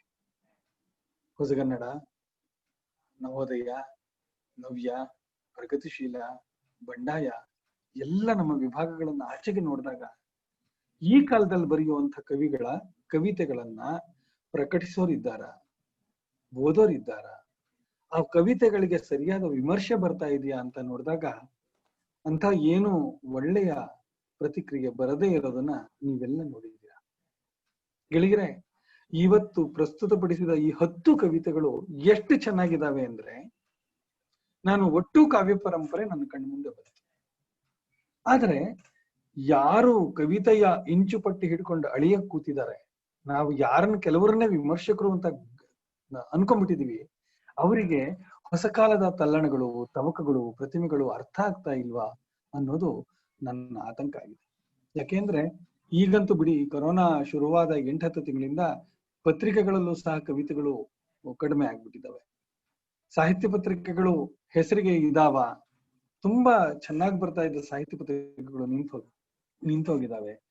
ಎಲ್ಲೇನ್ ನೋಡಿದ್ರು ವಾಟ್ಸಪ್ ನಲ್ಲಿ, ಫೇಸ್ಬುಕ್ ನಲ್ಲಿ ಕವಿತೆಗಳು ಅಂತ ಹೇಳ್ಕೊಳ್ಳೋ ಒಂದಷ್ಟು ಸಾಲಗಳನ್ನ ನಾವು ನೋಡ್ತಾ ಇದ್ದೀವಿ. ಇವೆಲ್ಲ ಕವಿತೆಗಳ? ಕವಿತೆ ಅಂದ್ರೆ ಏನು? ಕಾವ್ಯಮೀಮಾಂಸೆ ನೋಡ್ತಿದ್ದಂಗೆ ನಮಗೆ ಸಂಸ್ಕೃತದ ಎಷ್ಟೋ ಜನ ಕಾವ್ಯಮೀಮಾಂಸಕರ ಮಾತುಗಳು ಮಾರ್ದನಿಗೊಳ್ಳುತ್ತೆ. ಆದ್ರೆ ಕನ್ನಡದ ಕವಿತೆ, ಸದ್ಯದ ಕವಿತೆ, ಅದು ಯಾವ ಮೀಮಾಂಸೆಗೂ ಸಿಲುಕದ ರೀತಿಯದ್ದಾಗಿದೆ. ಆನು ಹೊಲಿದಂತೆ ಹಾಡುವೆ ಅನ್ನುವ ಯಾವ ಕನ್ನಡ ನಮಗೆ ವಿವೇಕ ಕಲಿಸಿದೆ, 2000 ವರ್ಷಗಳ ಇತಿಹಾಸದ ಕನ್ನಡ ಏನ್ ನಮಗ್ ಕಲಿಸಿದೆ, ಆನು ಒಲಿದಂತೆ ಹಾಡುವೆ ಅಂತ, ಅದನ್ನ ಎಲ್ಲ ಕವಿಗಳು ತುಂಬಾ ಚೆನ್ನಾಗಿ ಅದನ್ನ ಅಭ್ಯಾಸ ಮಾಡಿದಾರೋ ಏನೋ ಅನ್ಸುತ್ತೆ. ಯಾಕೆಂದ್ರೆ ಇಲ್ಲಿ 10 ಕವಿತೆಗಳನ್ನ ಓದಿದ್ದು 10 ಥರದ ಆಲೋಚನೆಗಳನ್ನೆಲ್ಲ ನೂರಾರು ಆಲೋಚನೆಗಳನ್ನ ಹುಟ್ಟಾಕ್ತಾ ಇದ್ದಾವೆ ಗೆಳೆಯರೆ. ನಿಮ್ಮೆಲ್ಲರಿಗೂ ಅಭಿನಂದನೆಗಳು. 10 ಕವಿತೆಗಳನ್ನ ನಾನು ನಿನ್ನೆ ಶ್ರೀ ತಲಗೇರಿ ಅವರು ಕಳಿಸಿದ ತಕ್ಷಣನೇ ಓದೋಕ್ ಶುರು ಮಾಡಿದೆ. ನಿನ್ನೆ ರಾತ್ರಿ ಒಬ್ಬರ ಕವಿತೆ ಸ್ವಲ್ಪ ಅವರು ಪ್ರಾಯಶಃ ತಡವಾಗಿ ಕಳಿಸಿದ್ರು ಅನ್ಸುತ್ತೆ, ನನಗೆ ಕವಿತೆ ಬಂತು. 10 ಕವಿತೆಗಳನ್ನು ಓದ್ತಾ ನೀವೀಗ ಓದಿದ ರೀತಿಯನ್ನು ಕೇಳಿದಾಗ ನಿಮ್ಮೆಲ್ಲರಿಗೆ ಅಭಿನಂದನೆಗಳು. ಯಾಕೆಂದ್ರೆ ಕವಿತೆ ಪ್ರಸ್ತುತಪಡಿಸೋದು ಕೂಡ ತುಂಬಾ ಮುಖ್ಯವಾದ್ದು. ತುಂಬಾ ಒಳ್ಳೆ ಕವಿತೆಗಳು ಕೆಟ್ಟ ಪ್ರಸ್ತುತಿಯಿಂದ ಹಾಳಾಗಿರೋದಿದೆ, ಮತ್ತು ಬಹಳ ಅದ್ಭುತವಾದ ಪ್ರಸ್ತುತಿಯಿಂದ ಕೆಟ್ಟ ಕವಿತೆಗಳಿಗೆ ಚಪ್ಪಾಳೆಗಳನ್ನ ಸಿಕ್ಕಿರೋದು ನಾವು ನೀವೆಲ್ಲ ಬಲ್ಲೆವು. ಬಿಡಿ, ಸಾಹಿತ್ಯ ಪರಿಷತ್ತಿನ ಅಂದ್ರೆ ಅಖಿಲ ಭಾರತೀಯ ಸಾಹಿತ್ಯ ಸಮ್ಮೇಳನದ ಕವಿಗೋಷ್ಠಿಯ ಕವಿಗಳು ನಿಜವಾಗ್ಲೂ ಕವಿತೆಗಳನ್ನ ಜನರಿಂದ ದೂರ ಓಡಿಸ್ಬಿಟ್ಟಿದ್ದಾರೆ. ಯಾಕೆಂದ್ರೆ ಅಂತ ಕೆಟ್ಟ ಕವಿಗಳನ್ನ ಹೇಳ್ಬಾರ್ದು ಏನೋ ಇಂಥ ಸಂದರ್ಭದಲ್ಲಿ, ಬಟ್ ಅದು ಅನಿವಾರ್ಯ ಆಗ್ಬಿಟ್ಟಿದೆ. ಯಾಕೆಂದ್ರೆ ಒಂದು ಸೂಕ್ಷ್ಮತೆಯನ್ನ ಇಟ್ಟುಕೊಳ್ಳದ, ಯಾವತ್ತು ಕವಿಗೆ ನಾಚಿಕೆ ಇರ್ಬೇಕು, ಮುಜುಗರ ಇರ್ಬೇಕು, ಆತಂಕಗಳಿರ್ಬೇಕು, ಅದೇನೂ ಇಲ್ಲದೆ ಹೆಸರಿನ ಹಿಂದೆ ಓಡುವ ಮತ್ತು ತಾವಲ್ಲಷ್ಟೇ ಪ್ರತಿಷ್ಠಾಪನೆ ಆಗ್ಬೇಕು ಅಂತ ಹೊರಟಿರೋ ಕವಿಗಳನ್ನ ನಾವು ಮೆರೆಸ್ತಾ ಇದ್ದೀವಿ. ಸಾಹಿತ್ಯ ಸಮ್ಮೇಳನಗಳು ಅಂದ್ರೆ ಅತ್ಯಂತ ಹೇಸಿಗೆ ಬರೋ ತರದ ಪರಿಸ್ಥಿತಿಗೆ ಆಗ್ಬಿಟ್ಟಿದೆ. ಬಿಡಿ, ಅವೆಲ್ಲ ರಾಜಕೀಯಗಳು. ದುರಂತ ಅಂದ್ರೆ ಇಂಥ ಸಂದರ್ಭದಲ್ಲಿ ಮತ್ತೆ ಸಾಹಿತ್ಯ ಸಮ್ಮೇಳನ ಮಾಡಕ್ ಹೊರಟ ಪರಿಷತ್ತನ್ನ ಅಲ್ಲ, ಪರಿಷತ್ತಿನ ಪದಾಧಿಕಾರಿಗಳನ್ನ ಏನನ್ಬೇಕು? ಇದು ಸಂದರ್ಭವೇ? ಇರ್ಲಿ ಗೆಳೆಯರೆ, ಅದನ್ನ ಆಮೇಲೆ ಮಾತಾಡೋಣ. ಅಷ್ಟು ಹೇಳ್ತಾ, ಇವತ್ತಿನ ಕವಿತೆಗಳು ಹೊರ ಬರ್ತಾ ಇರೋ ರೀತಿ, ಅವುಗಳು ತಮಗೆ ತಾವೇ ರೂಪುಗೊಳ್ತಾ ಇರೋ ರೀತಿ ಪ್ರಾಯಶಃ ಈ ಏನು ನವ್ಯದ ನಂತರದ ಬಂಡಾಯ, ಆಮೇಲೆ ಬಂದ ದಲಿತ ಸಾಹಿತ್ಯ, ಜೊತೆಗೆ ಇದ್ದ ಮಹಿಳಾ ಸಾಹಿತ್ಯ, ಇವೆಲ್ಲವನ್ನು ಸೇರಿಸಿದ ಒಂದು ಅದ್ಭುತವಾದ ಕವಿತೆಗಳು ಬರಕ್ ಶುರುವಾಗಿದೆ 2000ದಿಂದ ಈಚಿನ ಜನಮಾನದಲ್ಲಿ. ಎಷ್ಟು ಥರದ ವಿವಿಧ ವರ್ಗದ ತಳ ಸಮುದಾಯಗಳಿಂದ ಬರುತ್ತಾ ಇರೋ ಕವಿತೆಗಳನ್ನು ನೋಡಿದ್ರೆ, ಆಮೇಲೆ ಮೊದಲೆಲ್ಲ ಕವಿತೆ ಬರಿಬೇಕು ಅಂದ್ರೆ ನೀನ್ MA ಓದಿರ್ಬೇಕು, ಯೂನಿವರ್ಸಿಟಿಲಿ ಓದ್ಕೊಂಡಿರ್ಬೇಕು, ಯೂನಿವರ್ಸಿಟಿ ಮೇಷ್ಟ್ರಾಗಿರ್ಬೇಕು ಅನ್ನೋದೆಲ್ಲ ಇತ್ತು. ಈಗ ಆ ಮೇಷ್ಟ್ರುಗಳು ಓದಿದ್ರೆ ಅರ್ಥವೇ ಆಗಲ್ಲ, ಅವ್ರು ದೇವರಣ. ಯಾಕೆಂದ್ರೆ ಅವ್ರು ಯಾರೋ ಪಂಪನ್ನೋರನ್ನ ಓದ್ಕೊಂಡ್ ಬಂದಿದ್ದೇನೆ, ಇವತ್ತು ಅದೇ ಹಳೆ ನೋಟ್ಸ್ ಇಟ್ಕೊಂಡು ಪಾಠ ಮಾಡ್ತಾ ಇದ್ದಾರೆ. ಇವತ್ತು ಬರ್ತಾ ಇದಾವೆ ಕವಿತೆಗಳು, ಕೆಲವೊಂದು ಓದಿದ್ರೆ ಬೆಚ್ಚಿ ಬೀಳ್ಬೇಕು ನಾವು, ಇಂಥ ಪ್ರತಿಮೆಗಳು ನಮ್ಗೆ ಕೊಡೋದಿಲ್ವಲ್ಲ ಅಂತ ಹೇಳಿ. ಎಷ್ಟು ಚೆನ್ನಾಗಿ ಕವಿತೆಗಳನ್ನ ಎಲ್ಲರೂ ಬರಿತಾ ಇದ್ದಾರೆ. ಹೊಸ ಕಾಲದ ಕವಿತೆಗಳು ತೆರಕೊಂಡಿರೋ ರೀತಿ ಇದೆಯಲ್ಲ, ಅದು ಅತ್ಯಂತ ವಿಸ್ಮಯವನ್ನು ಕೊಡುತ್ತೆ ಗೆಳೆಯರೆ. ಕವಿತೆ ಅನ್ನೋದು ನನಗೆ ಒಂಥರ ಈ ದೇವ್ರ ಬಗ್ಗೆ ಹೇಳ್ತಾರೆ ನೋಡಿ, ಆಮ್ನಿ ಪ್ರೆಸೆಂಟ್, ಆಮ್ನಿಪೊಟೆಂಟ್ ಅಂತ ಹೇಳಿ, ಸರ್ವಶಕ್ತ ಮತ್ತೆ ಸರ್ವವ್ಯಾಪಿ ಅಂತ. ಅಲ್ಲ, ದೇವರು ಕೂಡ ಸರ್ವವ್ಯಾಪಿ ಅಲ್ಲ. ಯಾಕೆಂದ್ರೆ ದೇವರನ್ನು ನಾವು ಒಳ್ಳೇದಾದಾಗ ಮಾತ್ರ ದೇವರನ್ನ ಹೇಳ್ತೀವಿ, ಕೆಟ್ಟದಾದ ತಕ್ಷಣ ಅದನ್ನ ಸೈತಾನ ಮಾಡಿದ್ದು ಅಂತಲೋ ಏನೋ ದೆವ್ವ ಮಾಡಿದ್ದು ಅಂತಲೋ ಅಂದ್ಬಿಡ್ತೀವಿ.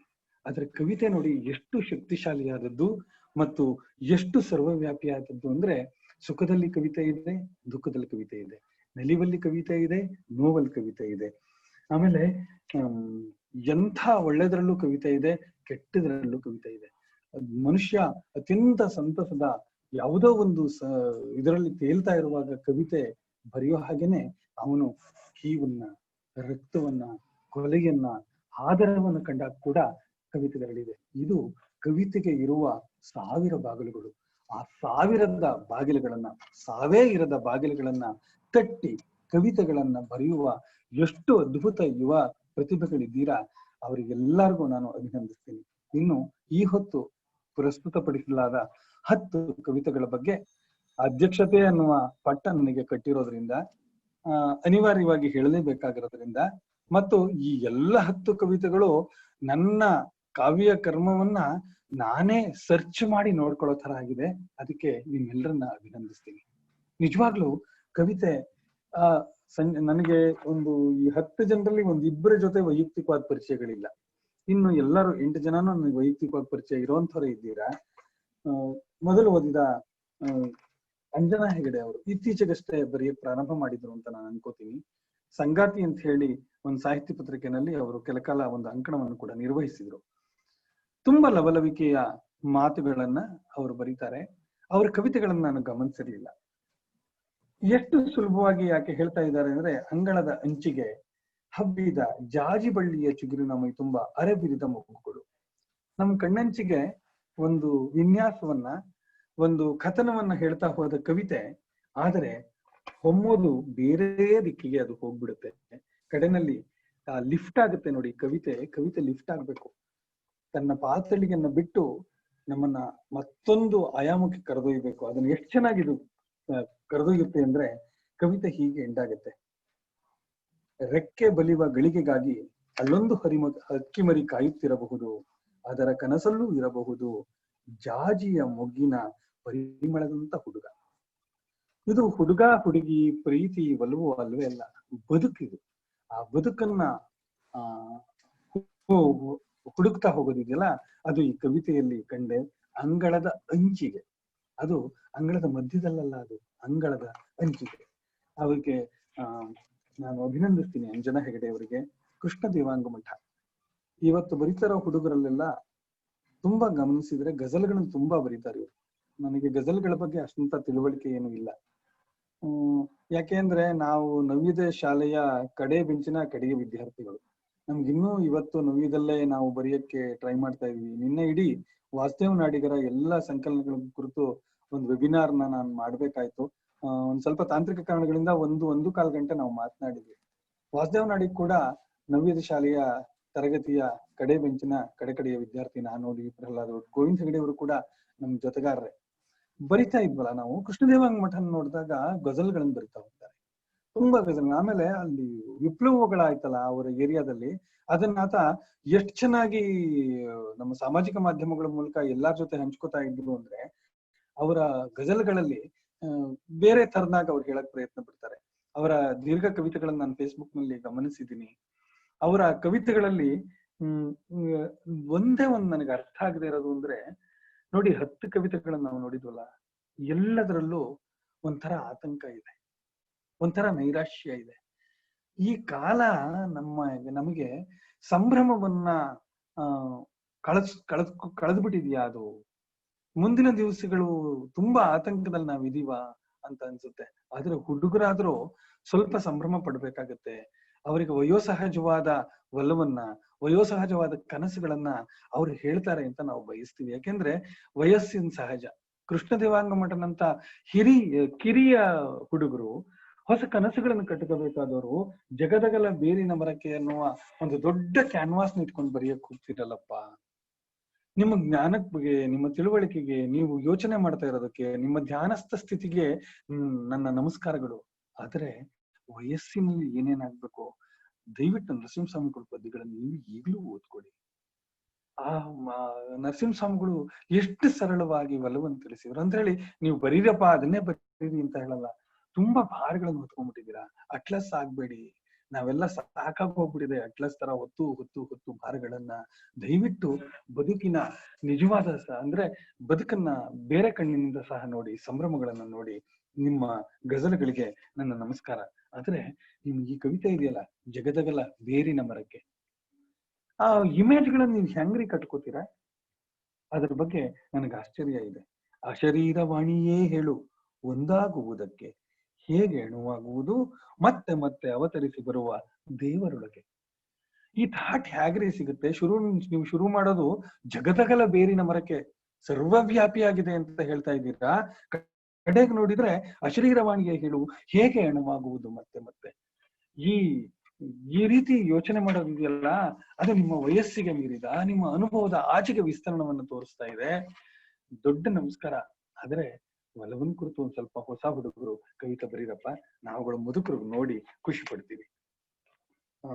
ಪೂರ್ಣಿಮಾ ಸುರೇಶ್ ಶಿವಮೊಗ್ಗ ಕರ್ನಾಟಕ ಸಂಘದ ಕಾವ್ಯ ಪ್ರಶಸ್ತಿಯನ್ನ ಅವರು ಪಡೆದಾಗ್ಲೇ ನನ್ನ ಅಂಕಣ ಬರಹಕ್ಕೆ ನಾನು ಆ ವರ್ಷ ಡಾಕ್ಟರ್ ಹಾಮನ ಪ್ರಶಸ್ತಿ ಅದೇ ವೇದಿಕೆಯಲ್ಲಿ ಸಿಕ್ಕ ನೆನಪುಗಳು ನನಗೆ ಪೂರ್ಣಿಮಾ ಸುರೇಶ್ ಪದ್ಯ ಓದುವಾಗ. ಅವರ ಅಕಾಲ ಮಳೆ ಅನ್ನೋ ಶೀರ್ಷಿಕೆ ನೋಡಿದ ತಕ್ಷಣ ನನಗನ್ಸಿದ್ದು, ಮೊನ್ನೆ ಅವ್ರ ವಾಸ ಇರೋ ಜಾಗದಲ್ಲಿ ಮಂಗಳೂರು ಸುತ್ತಮುತ್ತ ಬಹಳ ಕೆಟ್ಟ ಮಳೆ ಬಂತಲ್ಲ. ಅವಾಗ ಅವರು ಫೇಸ್ಬುಕ್ ನಲ್ಲಿ, ನಮ್ಮ ಗ್ರೂಪ್ ನಲ್ಲಿ, ವಾಟ್ಸಪ್ ಗ್ರೂಪ್ ನಲ್ಲಿ ತುಂಬಾ ಮಾತುಕತೆಗಳಾದಾಗ ಅವರು ತಲ್ಲಣಗಳನ್ನ ಹೇಳ್ತಾ ಇದ್ರು. ಅದಕ್ಕೆ ಗೆಳೆಯರು ಕೇಳ್ತಾ ಇದ್ದಕ್ಕೆ ಅವ್ರ ಸಮಂಜಸ ಉತ್ತರ ಬರ್ತಾ ಇದ್ರು. ನೋಡಿ, ಈ ಕವಿಯಾಗಿರೋರಿಗೆ ಎಂಥ ಒಂದು ವರ ಇದೆ ಅಂದ್ರೆ, ಆಕೆ ತುಂಬಾ ಶಾಪಗ್ರಸ್ತವಾದಂತಹ ಪರಿಸ್ಥಿತಿಯನ್ನ ನಿಭಾಯಿಸಿದ್ರಲ್ಲ, ಅಲ್ಲಿ ಇಂಥ ವರವಾದಂತಹ ಕವಿತೆಯನ್ನ ಬರೆಯೋದಕ್ಕೆ ಕೂಡ ಅದು ಅವಕಾಶ ಕೊಟ್ಟಿದೆ. ಅಕಾಲ ಮಳೆ, ಆ ಪ್ರಸ್ತುತಿನೂ ತುಂಬಾ ಚೆನ್ನಾಗಿ ಬಂತವ್ರು. ಮೇಲ್ನೋಟಕ್ಕಿದು ಮಳೆ ಬಂದು ಬಾಗಲಲ್ಲಿ ನಿಂತ್ಕೊಳ್ತು, ಅವಾಗ ನಾನು ಮತ್ತು ಅದಕ್ಕೆ ಮಳೆಗೂ ಕವಿಗೂ ನಡೆದ ಸಂವಾದದ ತರ ಅದಿದೆ. ಆದರೆ ಅದು ಮಳೆಯೇ ಅಲ್ಲ, ಅದು ಒಳಗಿನ ಮಳೆ. ಒಳಗೂ ಮಳೆ ಹೊರಗೂ ಮಳೆ ಅಂತ ಹೇಳಿ ಚಹಾ ರಘುನಾಥರ ಒಂದು ಸಂಕಲನ ಇದೆ. ಒಳಗಿನ ಮಳೆ ಇದೆಯಲ್ಲ, ಅದನ್ನ ಆಕೆ ಪ್ರಶ್ನಿಸ್ತಾ ಇದ್ದಾರೆ, ಅದರೊಂದಿಗೆ ಸಂಭಾಷಿಸ್ತಾ ಇದ್ದಾರೆ. ಮೇಲ್ನೋಟಕ್ಕದು ಹೊರಗಿನ ಮಳೆಯಂತೆ ಕಾಣ್ತಾ ಇದೆ. ಒಳಗಿನ ಮಳೆ ಕಡೆಗೆ ಎಷ್ಟು ಚೆನ್ನಾಗಿ ಬರುತ್ತೆ ಅದು.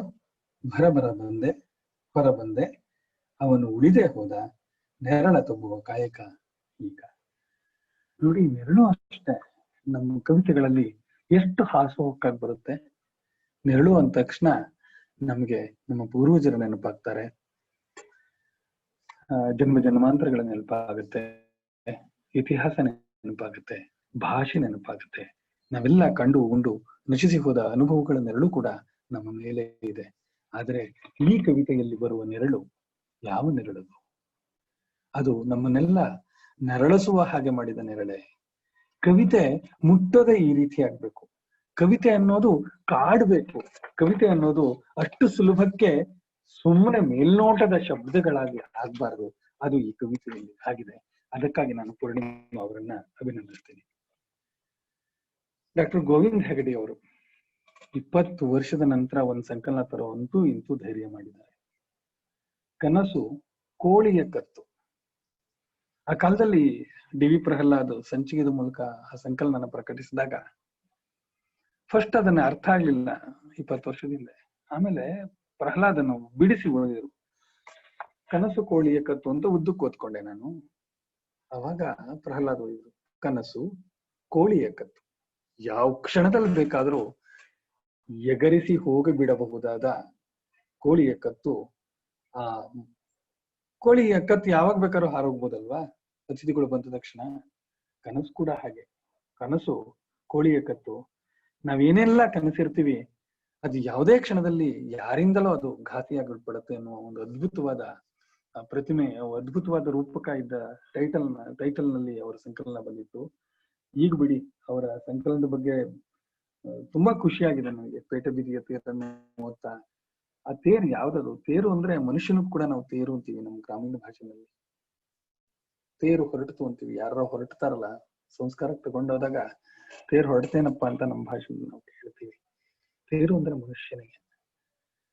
ತೇರು ದೇವಸ್ಥಾನಗಳಲ್ಲಿ ಎಳೆಯುವ ತೇರು, ರಥೋತ್ಸವದಲ್ಲಿ ಎಳೆಯುವ ತೇರುಗಳು ಇರಬಹುದು.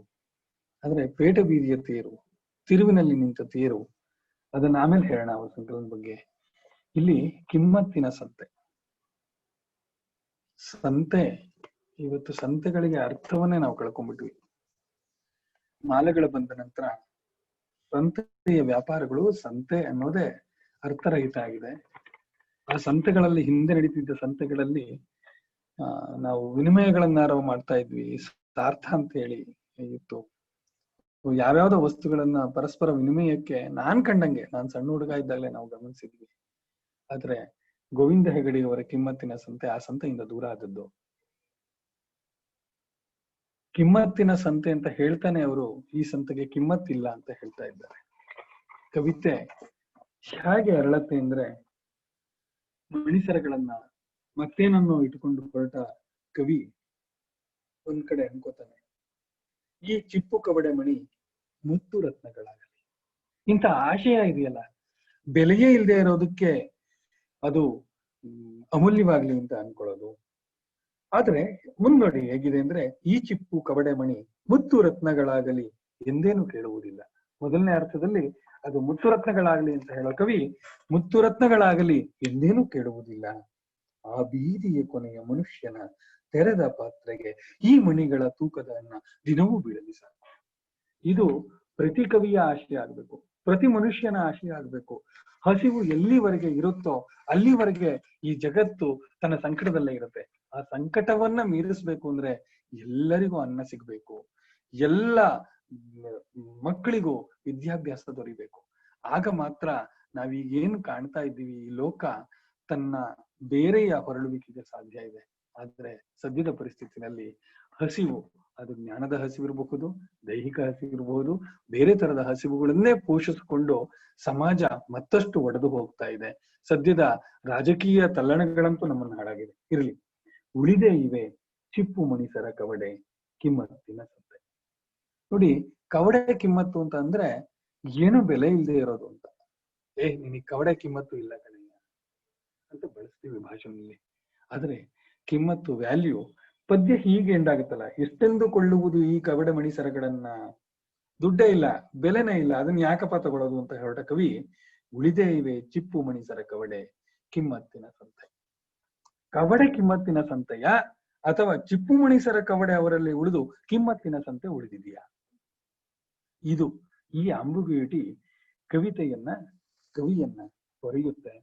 ದ್ವಂದ್ವಗಳು ಯಾವತ್ತು ಕವಿ ಹೇಳಿದ ದ್ವಂದ್ವದಲ್ಲಿ ಓದುಗ ಉಳಿಬೇಕು, ಆಗ ಆ ಕವಿತೆ ಸಫಲವಾಗುತ್ತೆ. ಅಂತ ದ್ವಂದ್ವದಲ್ಲಿ ಈ ಕವಿತೆ ಓದುಗನನ್ನ ನಿಲ್ಲಿಸಿಬಿಡುತ್ತೆ. M R. Bhagavathi, doctor T Srinivasaraju ಅವರು ಬೇಂದ್ರೆ ನೆನಪಲ್ಲಿ ಕೊಡ್ತಾ ಇದ್ದ ಪುರಸ್ಕಾರಗಳನ್ನ, ಅವರು ಪ್ರಕಟಿತ ಪುಸ್ತಕಗಳನ್ನ ನೆನಪಿಸ್ಕೊಂಡಾಗೆಲ್ಲ ನಮ್ಮ ತಲೆಮಾರು, ನನಗಿಂತ ಒಂದ್ 4-5 ವರ್ಷದ ಕಿರಿಯರು ನೆನಪಾಗ್ತಾರೆ. ಎಂ.ಆರ್. ಭಗವತಿ ಅವರನ್ನ, ನನ್ನನ್ನ, ವಾಸ್ತೇವ್ ನಾಡಿಗ್ರು, ಚೀಮನಹಳ್ಳಿ ರಮೇಶ್ ಬಾಬು, ಎಷ್ಟು ಜನರ ಹೆಸರುಗಳು ಬರುತ್ತೇವೆ ಅಂದ್ರೆ ಒಂದ್ 100-150 ಜನಕ್ಕೂ ಹೆಚ್ಚು ಜನನ್ನ ಟಿ ಶ್ರೀನಿವಾಸರಾಜು ಸರ್ ಅವರು ತಮ್ಮ ಪುಸ್ತಕ ಪರಿಚಾರಿಕೆಯ ಮೂಲಕ ಸಲಹಿದ್ರು, ಬೆಳೆಸಿದ್ರು. ನಾವೆಲ್ಲ ಬೆಳೆದಿದ್ದನ್ನು ನೋಡಿ ಅವರು ಸಂತೋಷ ಪಟ್ರು. ಇಂಥ ಅದ್ಭುತ ಅಲ್ವೇ? ಭಗವತಿ ತುಂಬಾ ಪದ್ಯಗಳನ್ನು ಬರೆಯಲ್ಲ, ಅಪರೂಪಕ್ಕೆ ಬರೀತಾರೆ. ಆಮೇಲೆ ಆಗೀಗ ಅವರು ಯಾವ್ಯಾವ್ದೋ ಪತ್ರಿಕೆಗಳಲ್ಲೋ ಫೇಸ್ಬುಕ್ ಅಲ್ಲೋ ಕವಿತೆಗಳು ತುಂಬಾ ಕಡಿಮೆ ಅವ್ರದ್ದು. ಆದ್ರೆ ಅಪರೂಪಕ್ಕೆ ಬರೆದ್ರು ಅದ್ಭುತವಾದ ಕವಿತೆಗಳನ್ನ ಅವ್ರು ಬರೀತಾರೆ. ಅದಕ್ಕಿಂತ ನನಗೆ ಖುಷಿ ಕೊಡೋದು, ಕವಿತೆಗಳಿಗಿಂತ ಚೆನ್ನಾಗಿರುವ ಫೋಟೋಗಳ ಮೂಲಕ ಅವರು ನಮ್ಮನ್ನ ಎಲ್ಲಿಗೂ ಕರ್ಕೊಂಡು ಹೋಗ್ತಾರೆ. ಒಂದೊಂದು ಕಲೆ ಕೂಡ ಒಂದೊಂದು ಕವಿತೆಯೇ. ಯಾವ್ದು ಕವಿತೆ ಅಲ್ಲ, ಅದ್ಭುತವಾಗಿ ಸೀರೆ ನೇಯೋದು ಕೂಡ ಕವಿತೆಗೆ, ಅದ್ಭುತವಾಗಿ ಅಡಿಗೆ ಮಾಡೋದು ಕೂಡ ಕವಿತೆನೇ ಅಲ್ವೇನು? ಕೆಟ್ಟ ಕವಿತೆ ಇದ್ದಾಗೆ ಕೆಟ್ಟ ಅಡಿಗೆ ಇಲ್ವೇನು? ಕೆಟ್ಟ ಫೋಟೋಗ್ರಫಿ ಇಲ್ವೇನು? ಹಾಗೆ ಫೋಟೋಗ್ರಫಿ ಮೂಲಕ ಕೂಡ ಅದ್ಭುತವಾದ ಕವಿತೆಗಳನ್ನು ಬರೆದ ಭಗವತಿಯವರು ಈ ಕವಿತೆ ಇದೆ ನೋಡಿ, 3 ಮೊಟ್ಟೆನಲ್ಲಿ ಹೇಳಿದ್ದೇನು. ಇದನ್ನ, ಈ ಚಮತ್ಕಾರಿಕತೆಯನ್ನ ಗಮನಿಸಿದಾಗ ನೋಡಿ, ಕನ್ನಡದ ಈಗ 10 ಕವಿತೆಗಳಲ್ಲಿ ಒಂದೊಂದು ಕವಿತೆಯ ರೀತಿ ಒಂದೊಂದ್ ತರ ಇದೆ. ಒಬ್ಬೊಬ್ಬ ಕವಿಯ ಧ್ಯಾನಸ್ಥ ಸ್ಥಿತಿ ಮತ್ತೊಂದು ಧ್ಯಾನಸ್ಥ ಸ್ಥಿತಿನಲ್ಲಿದೆ. ಈ ಕವಿತೆ 3 ಮೊಟ್ಟೆನಲ್ಲಿ ಆಕೆ ಹೇಳೋದು, ನಾನು 4 ಮೊಟ್ಟೆ ಇತ್ತು, ಮಗನ್ ಕೇಳಿದಾಗ ಅದನ್ನ ಅಮ್ಮನ್ ಕೇಳು ಅಂತ ಹೇಳ್ದ, ಈಗ ಬೆಕ್ಕು ಬಂದು ಹೇಳ್ತು ನಾನೊಂದು ತಿಂದ್ಕೊಂಡ್ಬಿಟ್ಟೆ ಅಂತ ಹೇಳಿ, ನಾನ್ ನೋಡಿದಾಗ 4 ಇತ್ತು, ಹೌದಾ ಅಲ್ವೋ ಅನ್ನುವ ಇಲ್ವಲ್ವ. ಆದ್ರೆ ಈ ಕವಿತೆ ಕಟ್ಟುವ ರೀತಿ ಇದೆಯಲ್ಲ, ಕಟ್ಟೋಣ ಇದೆಯಲ್ಲ, ಆ ಕವಿತೆಯ ಲೇಔಟ್, ಕವಿತೆಯನ್ನ ಕಟ್ಟುವ ರೀತಿಯಿಂದ ಇದು ಮನಸೆಳೆಯುತ್ತೆ. ಭಗವತಿಯವರ ಚಿತ್ರಗಳಂತೆನೆ ಈ ಕವಿತೆ ಕೂಡ ನಮ್ಮನ್ನು ಕಾಡುತ್ತೆ, ಮತ್ತೆ ಮತ್ತೆ ಓದೋ ತರ ಅದು ಪ್ರೇರೇಪಿಸುತ್ತೆ. ಅದಕ್ಕಾಗಿ ನಾನು ಅವರನ್ನ ಅಭಿನಂದಿಸ್ತೇನೆ. ಚಿದಾನಂದ ಕಮಾರ್, ನನಗೆ ಪರಿಚಯ ಇಲ್ಲದೆ ಇರೋರಲ್ಲಿ, ಅವರ ಕವಿತೆಗಳ ಮೂಲಕ ಪರಿಚಯ ಇರೋದ್ರಲ್ಲಿ ಚಿದಾನಂದ ಕಮಾರ್ ಕೂಡ ಒಬ್ರು.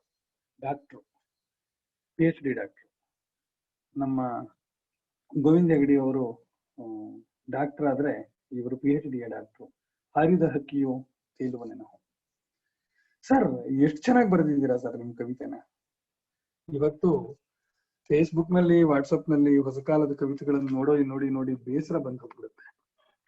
ಏನಪ್ಪಾ ಇದು, ಏನೇನೋ ಕವಿತೆಗಳು ಅಂತ ಅಂತಾರಲ್ಲ ಅನ್ನುವಾಗ, ನಿಮ್ಮಂಥವರ ಕವಿತೆಗಳು ನಿಜವಾಗ್ಲೂ ಕವಿತೆಗೆ ಇರುವ ಆಯಸ್ಸನ್ನ, ಕವಿತೆಗೆ ಇರುವ ಭವಿಷ್ಯವನ್ನ ಅದು ಹೇಳ್ತಾ ಇದೆ.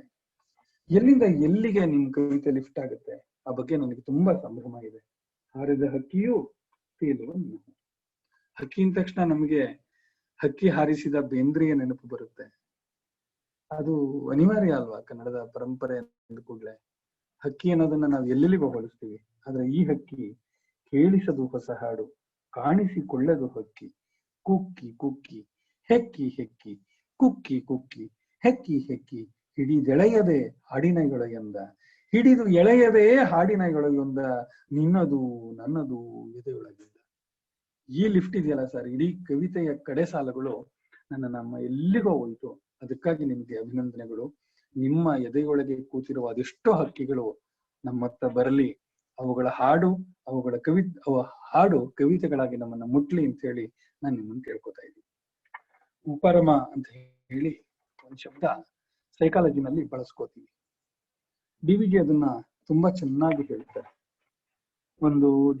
ಸರ್ ಸಮಯ ಇದೆಯಾ, ಮುಗಿಸ್ಬೇಕಾ?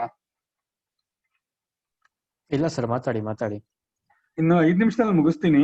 ಯಾಕಂದ್ರೆ ಕವಿತೆಗಳನ್ನು ಓದ್ಬಿಟ್ರೆ ನನಗೊಂಥರ ಕವಿತೆಗಳ ಬಗ್ಗೆ ತುಂಬಾ ಹುಚ್ಚು ಸರ್, ದಯವಿಟ್ಟು ಕ್ಷಮಿಸಿ ಬಾಕಿಯವರು. ಮಾತಾಡಿ ಸರ್, ಮಾತಾಡಿ. ನೋಡಿ, ಉಪರಮ ಅಂತ ಹೇಳಿ ಒಂದು ಬರುತ್ತೆ. 2 ಕೋಣೆಗಳ ನೀ ಮಾಡು ಮನದಾಲಯದಲ್ಲಿ, ಹೊರ ಕೋಣೆಯಲ್ಲಿ ಲೋಕರಾಟಗಳ ನಾಡು, ವಿರಮಿಸುವನೊಬ್ಬನೇ ಮೌನದೊಳ ಮನೆಯ, ಶಾಂತಿಯಲ್ಲಿ ವರಯೋಗ ಸೂತ್ರವಿದು ಮಂಕುತಿಮ್ಮ. ನಿನ್ನ ಮನಸ್ಸನ್ನ ಊದ್ಗೊಳಗ ಮಾಡ್ಕೊಳಯ್ಯ ನಿನ್ನ ತಲೆನ ಅಂತ ಹೇಳಿ ಕೈಲಾಸ ಮುನ್ ಕಡೆ ಹೇಳ್ತಾರೆ. ಮನಸ್ಸನ್ನು ಬರೆದು ಮಾಡ್ಕೊ ಅಂತ ಹೇಳಿ. ಇದು ಏನಪ್ಪಾ ಇದು ಈ ತರ ಹೇಳ್ತಾರೆ ಅಂದ್ರೆ, ಇದಕ್ಕೆ ಉಪರಮ ಅಂತ ಹೇಳ್ತಾರೆ. ಅಂದ್ರೆ ನಮ್ಮ ಮೈಂಡ್ ಅಲ್ಲಿ 1000 ಸಂಗತಿಗಳಿರ್ತವೆ, ಒಂದಷ್ಟೊತ್ತು ಅದನ್ನೆಲ್ಲ ಖಾಲಿ ಮಾಡ್ಕೊಳಯ್ಯ, ಅವಾಗ ನಿನಗೆ ಏನಾದ್ರೂ ಹೊಳೆಯುತ್ತೆ ಅಂತ ಹೇಳಿ ಡಿವಿಜಿ ಹೇಳಿದ್ದು, ಕೈಲಾಸಂ ಹೇಳಿದ್ದು. ನನಗೆ ಸ್ಮಿತಾ ಅಮೃತರಾಜ್ ಅವರ ಕವಿತೆಯನ್ನ ಓದಿದಾಗ ತಕ್ಷಣ ಅನ್ನಿಸ್ತು, ಆಕೆ ಹೇಳಿದ ಒಂದು ಖಾಲಿ ಜಾಗ ಅಷ್ಟು ಸುಲಭಕ್ಕೆ ನಾವು ಖಾಲಿ ಮಾಡಿಕೊಳ್ಳ, ತುಂಬಿಕೊಂಡ್ಬಿಟ್ಟಿದೀವಿ ನಮ್ಮ ಖಾಲಿ ಜಾಗ. ಬೇಡದ್ದೇ ಇದೆಯೇ ವಿನ ಬೇಕಾದದ್ದು ಒಂದು ನಮ್ಮಲ್ಲಿ ಇಲ್ಲ. ಖಾಲಿ ಜಾಗ ಮಾಡ್ಕೊಳ್ಳೋದು ಹೇಗೆ ಅಂತ ಹೇಳಿ ಸ್ಮಿತಾ ಅವರೇ ಹೇಳ್ಬೇಕು. ಸ್ಮಿತಾ ಅವರ ಕವಿತೆಗಳನ್ನ ನಾನು ಅನಿಕೇತನದಲ್ಲಿ ಓದಿದ್ದೀನಿ, ಬಿಡಿ ಕವಿತೆಗಳನ್ನು ಓದಿದ್ದೀನಿ. ಅವರನ್ನು ಒಟ್ಟಾಗಿ ಓದುವ ಸೌಭಾಗ್ಯ ಸಿಕ್ಕಿಲ್ಲ. ಸಂಕಲನ ಯಾರು ತಂದ್ರು ಅವರದ್ದು ಗೊತ್ತಿಲ್ಲ. ಇರ್ಲಿ, ಸ್ಮಿತಾ ಬರೆಯುವ ರೀತಿಯೇ ಬೇರೆ ತರ. ಎಲ್ಲರೂ ಅಷ್ಟೇ, ಇವತ್ತು 10 ಜನ ಕವಿತೆಗಳುವೆ ಒಂದು ಭಿನ್ನ ರಾಗದಲ್ಲೇ ಇದ್ದೀರಾ.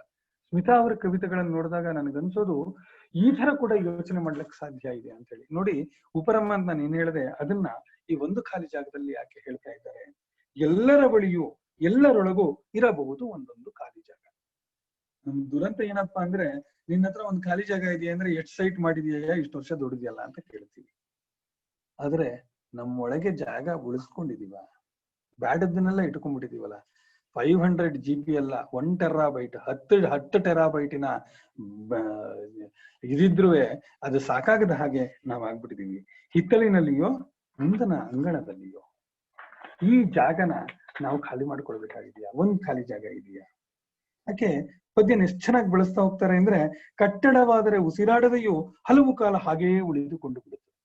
ಕಟ್ಟಡವಾದರೆ ಉಸಿರಾಡದೆಯೋ, ಏನೋ ಕಟ್ಕೊಂಡ್ಬಿಟ್ಟಿರ್ತೀವಲ್ಲಪ್ಪ ನಾವು, ನಮ್ಮ ಜಾತಿ, ನಮ್ಮ ಧರ್ಮ, ನಮ್ಮ ಮತ, ನಮ್ಮ ಇಸಮು ಅಂತ ಕಟ್ಕೊಂಡ್ಬಿಡ್ತೀವಲ್ಲ, ಆ ಕಟ್ಟಡ ಉಸಿರಾಡದೆಯೋ ಹಲವು ಕಾಲ ಹಾಗೆಯೇ ಉಳಿದುಕೊಂಡು ಬಿಡುತ್ತದೆ. ಬಿತ್ತಿದ್ದು ಬೆಳೆದದ್ದು ಕಾಲ ಕಾಲಕ್ಕೆ ಹುಟ್ಟಿ ಸತ್ತು ಮರುಹುಟ್ಟು ಪಡೆದು ಬದಲಾಗುತ್ತಲೇ ಇರುತ್ತದೆ. ಏನೇನು ಹೋದ್ರೂ ಒಳಗೆ ಅದು ಜಾಗೃತವಾಗಿ ಇರುತ್ತೆ. ಆದ್ರೆ ಕವಿತೆ ನೋಡಿ ಹೇಗೆ ಆಗುತ್ತೆ ಅಂದ್ರೆ, ಒಂದು ನಿಶಬ್ದ ಮಿಡುಕಾಟ, ಕಂಡದ್ದು ಕಾಣದ್ದು ಎಂದಿಗೂ ದೊರಕದ್ದು ಮಾತ್ರ ಆ ಖಾಲಿಯೊಳಗೆ ತುಂಬಿಕೊಳ್ಳುತ್ತಲೇ ಇದೆ. ಖಾಲಿ ಇರ್ಬೇಕಲ್ಲ, ಇದ್ದೇ ತುಂಬಿಕೊಳ್ಳುತ್ತೆ. ಆದರೂ ಆ ಖಾಲಿಯಾಗಿಯೇ ಉಳಿದಿದೆ. ಕುತೂಹಲವಿದ್ದರೆ ಒಮ್ಮೆ ಮುಟ್ಟಿ ಕಣ್ಣಿಟ್ಟು ನೋಡಿಕೊಳ್ಳಿ, ಹೃದಯವಿಟ್ಟು ನೋಡಿಕೊಳ್ಳಿ. ಕಣ್ಣಿಟ್ಟು ನೋಡಿಕೊಳ್ಳಿ ಅಂತ ಕವಯಿತ್ರಿ ಹೇಳ್ತಾ ಇದ್ದಾರೆ. ಆದ್ರೆ ಕುತೂಹಲವಿದ್ದರೆ ಒಮ್ಮೆ ಮುಟ್ಟಿ ಸಾಕ್ಷಾತ್ಕರಿಸಿಕೊಳ್ಳಿ. ಆ ಒಂದು ಖಾಲಿ ಜಾಗ ಬಹುಶಃ ನಿಮ್ಮದೇ ಇರಬಹುದೇನೋ. ಆ ಖಾಲಿ ಜಾಗ ಎಲ್ಲರಿಗೂ ಸಿಕ್ಲಿ. ಆ ಖಾಲಿ ಜಾಗದಲ್ಲಾದ್ರೂ ನಮಗೆ ಬೇಕಾದದ್ದನ್ನ ಮಾಡಿಕೊಳ್ಳುವ ಉತ್ತಮ ಸ್ಥಿತಿ ನಮ್ಗೆಲ್ಲರೂ ಬರ್ಲಿ ಅಂತ ಹೇಳಿ ನಾನು ಆ ಕವಿತೆ ಓದೋದ್ರ ಮೂಲಕ ನಿಮ್ಮೆಲ್ಲರನ್ನ ಕೇಳ್ಕೊತಾ ಇದ್ದೀನಿ. ಶ್ರೀ ತಲಗಿರಿ ಇವರ ಕವಿತೆಗಳು ಕಾವ್ಯಕೇಳಿ ಗುಂಪಿನಲ್ಲಿ ಓದ್ತಾ ಇದ್ದ ಹಾಗೇನೆ, ಫೇಸ್ಬುಕ್ ನಲ್ಲಿ ಅವರ ಕವಿತೆಗಳನ್ನು ಓದ್ತಾ ಇದ್ದ ಹಾಗೇನೆ ನನಗೆ ಈ ಹುಡುಗನ ಬಗ್ಗೆನೂ ಅಷ್ಟೇ ಅವರಿಗೆ ಫೋನ್ ಮಾಡಿ ಕೂಡ ಒಮ್ಮೆ ಕೇಳಿದೀನಿ ನಾನು. ಅಲ್ಲಪ್ಪ, ಯಾಕೆ ಇಷ್ಟೊಂದು ತ್ರಾಸುಗಳನ್ನ, ಇಷ್ಟೊಂದು ಅಂದ್ರೆ ಬೇಕಾಗುತ್ತೆ. ನಮ್ಮ ಓದು ಇದೆಯಲ್ಲ, ನಮ್ಮ ಅನುಭವದ ಆಚೆಗಿನ ಓದುಗಳನ್ನ ಓದ್ಕೊಂಡ್ಬಿಟ್ಟಾಗ ತುಂಬಾ ಗೊಂದಲದಲ್ಲಿ ಬಿದ್ದು ಬಿಡ್ತೀವಿ, ಮತ್ತೇನನ್ನೋ ಭ್ರಮಿಸ್ಕೊಂಡ್ಬಿಡ್ತೀವಿ. ಹೌದು, ವಯೋಸಹಜವಾಗಿ ಆಗ್ಬೇಕಾದ್ದು. ಆದ್ರೆ ಈ ಪ್ರೀ ಮೆಚುರಿಟಿ ಕೂಡ ಹಲವು ಸಾರಿ ತುಂಬಾ ಬುದ್ಧಿವಂತಿಕೆ ಬಂದ್ಬಿಟ್ರು, ತುಂಬಾ ತಿಳುವಳಿಕೆ ಬಂದ್ಬಿಟ್ರು, ತುಂಬಾ ಜ್ಞಾನ ಬಂದ್ಬಿಟ್ರು ತುಂಬಾ ಕಷ್ಟ ಆಗುತ್ತೆ. ನೋಡಿ, ಬುದ್ಧ ಏನೋ ಹೊರಟೋದ ತೊರೆದು, ಜ್ಞಾನಾರ್ಚನೆಗೋಸ್ಕರ ಬುದ್ಧ ಹೊರಟೋಗ್ಬಿಟ್ಟ. ಅವನ ಹೆಂಡತಿ ಮಕ್ಕಳ ಕಥೆ ಏನು ಅಲ್ವೇ? ನಾವೆಲ್ಲರೂ ಬುದ್ಧನ ಬೆಳಕಿನಿಂದ ಜಾಗೃತಗೊಳ್ವಿ ನಾವೆಲ್ಲ. ಆದ್ರೆ ಬುದ್ಧನ ಹೆಂಡತಿ, ಬುದ್ಧನ ಮಗ ಪಟ್ಟ ನೋವುಗಳನ್ನ ಕೂಡ ನಾವು ಅರ್ಥ ಮಾಡ್ಕೋಬೇಕಲ್ವಾ? ಶ್ರೀ, ನಿಮ್ಮ ಕವಿತೆ ಒಂದು ಕಥನದ ರೀತಿನಲ್ಲಿ ಇದ್ರೂ ಆ ಕವಿತೆ ಹುಟ್ಟಿಸುವ ರೀತಿ ಇದೆಯಲ್ಲ, ಸಂಕಟ ಇದೆಯಲ್ಲ, ಅದು ಅದ್ಭುತವಾದ. ಯಾವ್ಯಾವ ತರ ನೀವು ಕಟ್ಕೊಂಡು ಹೋಗ್ತೀರಿ ಕವಿತೆನ? ಆ ಕವಿತೆ ಕಟ್ಟೋದು ನಿಮಗೆ ಬಂದ್ಬಿಟ್ಟಿದೆ. ಎಲ್ಲಿಂದ ಕಲ್ತ್ಕೊಂಡ್ರು ನೀವು ಗೊತ್ತಿಲ್ಲ. ಆದ್ರೆ ನೀವು ಕೇಳಿದ್ರೆ ಏನೂ ಓದಿಲ್ಲ ಸರ್ ನಾನು ಅಂತ ಹೇಳ್ತೀರ. ನನಗೆ ನಿಮ್ ಕವಿತೆ ಓದ್ತಾ ಇದ್ದಾಗ ಎಲ್ಲೋ ಎಕ್ಕೊಂಡಿ ಬರ್ತಾರೆ ಅನ್ಸುತ್ತೆ, ರಾಮಾನುಜಂ ಬಂದಿದ್ದಾರೆ ಅನ್ಸುತ್ತೆ. ಹೆಚ್ಚಿಗೆ ನೀವು ಕೆ.ವಿ. ವಿಮಲೇಶ್ವರನ್ನ ಓದ್ಕೊಂಡಿರ್ಬಹುದು ಅಂತ ನನ್ಗನ್ಸುತ್ತೆ. ಆದ್ರೂ ಇವೆಲ್ಲರ ಪರಿಪಾಕದಿಂದ ನಿಮ್ ಕವಿತೆಗಳು ಹುಟ್ಟಿದೆ. ಒಂದು ಕೋಣೆಯ ಹೆಜ್ಜೆ, ಒಂದು ಕೋಣೆಯ ಹೆಜ್ಜೆ. ಮೇಲ್ನೋಟಕ್ಕದು ಒಂದು ಕೋಣೆ ಒಳಗಡೆ ಇಟ್ಟ ಹೆಜ್ಜೆಯ ಅಥವಾ ಕೋಣೆಯ ಹೆಜ್ಜೆಗೆ ಆ ತರ ಇದೆಯಾ ನೋಡಿ. ಇದು ರೂಪಕವನ್ನ ಈ ಕವಿತೆಯ ಶೀರ್ಷಿಕೆಯೇ ತಿಳಿಸ್ತಾ ಇದೆ. ಅಷ್ಟೆಲ್ಲ ಹೇಳ್ತಾ ಕವಿ ಕಡೆಗೆ ಅವರು ಹೇಳೋದು, ನಾನೇಕೆ ಕುಳಿತಿದ್ದೇನೆ ಈ ಅಪರಾಧ ಜಗದ ಮಾತಿಗಾಗಿ? ಹೊರ ನಡೆಯುವವರು ಯಾರು ಇರಬಹುದು ಈಗ?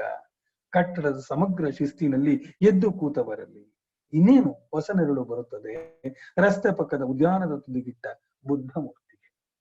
ಎಲ್ಲಿಂದ ಮಾಡಿಬಿಟ್ರಪ್ಪ ನೀವು ಕವಿತೆನ? ನೋಡಿ, ಸಂಕಟಗಳನ್ನ ಸಂಭ್ರಮಗಳನ್ನ ಎರಡೂ ಕವಿತೆ ಹುಟ್ಟಿಸ್ಬೇಕು. ಆಗ ಕವಿತೆ ಗೆಲ್ಲತ್ತೆ. ಆ ಸಂಕಟದಿಂದ ಹುಟ್ಟಿದ ಸಂಭ್ರಮವನ್ನ ನಿಮ್ಮ ಕವಿತೆ ಹುಟ್ಟಿಸಿದೆ. ನಿಮಗೆ ಅಭಿನಂದನೆಗಳು. ಈಗ ವಿದ್ಯಾರಶ್ಮಿ ಪಲ್ಲತ್ತಡ್ಕ ಮಾರ್ಜನ ಅಂತ ಒಂದು ಕವಿತೆಯನ್ನ ಓದಿದ್ರು ನೋಡಿ. ಈ ಉಳಿದ ಕವಿತೆಗಳೆಲ್ಲ ಸ್ವಲ್ಪ ಭಾರದಿಂದ, ಕವಿತೆಗೆ ಭಾರ ಒಂಥರ ಇತ್ತಲ್ಲ, ಅಂದ್ರೆ ಮೆಚೂರ್ಡ್ ಪೊಯಮ್ಸ್ ಇವೆಲ್ಲವೂ. ಹಾಗಾಗಿ ಸಾಮಾನ್ಯರಿಗೆ ನಿಲ್ಕಲ್ಲ. ವಿದ್ಯಾರಶ್ಮಿ ಓದಿದ ಪದ್ಯ ಮಾರ್ಜನ ಎಷ್ಟು ಸರಳವಾಗಿ ಸುಲಲಿತವಾಗಿದೆ ಅಂದ್ರೆ, ಹೆಣ್ಣುಮಗಳ ರೀತಿ, ಹೆಣ್ಮಕ್ಳ ಬಯೋಗ್ರಫಿಗಳಿದಾವಲ್ಲಪ್ಪ. ಒಂದ್ ಕಾಲದಲ್ಲಿ ಸಾವುಷಾ ಮೇಡಮ್, ಪ್ರತಿಭಾನಂದ ಕುಮಾರು, ಸವಿತಾ ನಾಗಭೂಷಣ, ಇವರೆಲ್ಲ ಬೇರೆ ಬೇರೆ ರೀತಿಯಲ್ಲಿ ಮಹಿಳಾ ಕಾವ್ಯವನ್ನು ಬರೆದರು. ನನಗೆ ಇವತ್ತು ಈ 10 ಕವಿತೆಗಳಲ್ಲಿ ಇದು ಸಪರೇಟ್ ಆಗಿ ನಿಂತದ್ದು ಮಹಿಳಾ ಕಾವ್ಯ ಅಂತಲೇ, ಮಹಿಳಾ ಕವಿತೆ ಅಂತೇಳಿ ನಾನು ಇದನ್ನ ಲೇಬಲ್ ಮಾಡಕ್ಕೆ ಇಷ್ಟಪಡ್ತೀನಿ. ವಿದ್ಯಾರಶ್ಮಿ ಅವರ ಇದಿಲ್ದೇ ಇದ್ರೆ, ಇಫ್ ಶಿ ಹ್ಯಾವ್ ನೋ ಏನು ನಾನಿಲ್ಲಪ್ಪ ನನ್ನಲ್ಲಿ ಸೇರಿಸ್ಬೇಡಿ ಅಂತ ಹೇಳ್ತಾ ಇದ್ರೂ ಸೇರಿಸ್ಬೇಕಂತ. ಎಷ್ಟು ಚೆನ್ನಾಗಿದೆ ನೋಡಿ. ಅದರಲ್ಲಿ ಅಕ್ಕಿ ತೊಳೆಯಬೇಕು, ಎಷ್ಟು ಬೆಳ್ಳಗಾಗ ತರ ತೊಳಿಬೇಕು, ಸಣ್ಣದನ್ನ ತೆಗೆದು ಸೈಡ್ಗೆ ಇಡಬೇಕು. ಅಕಸ್ಮಾತ್ ಅಕ್ಕಿ ಜೊತೆ ಬರೆದುಕೊಂಡಿದ್ ಬಟಾಣಿಯನ್ನು ತೆಗೆದು ಸಂಜೆಗೆ ಅಂತ ತೆಗೆದಿಡ್ಬೇಕು. ಬೆಳ್ಳನೆಯ ಅನ್ನವನ್ನು ಮಾಡಬೇಕು, ಅವನ ನೆನಪಿನ ಹಾಗೆ ಅದನ್ನ ತೆಗೆದಿಡಬೇಕು. ಎಷ್ಟು ಅದ್ಭುತವಾದ ಕವಿತೆ ಮೇಡಮ್.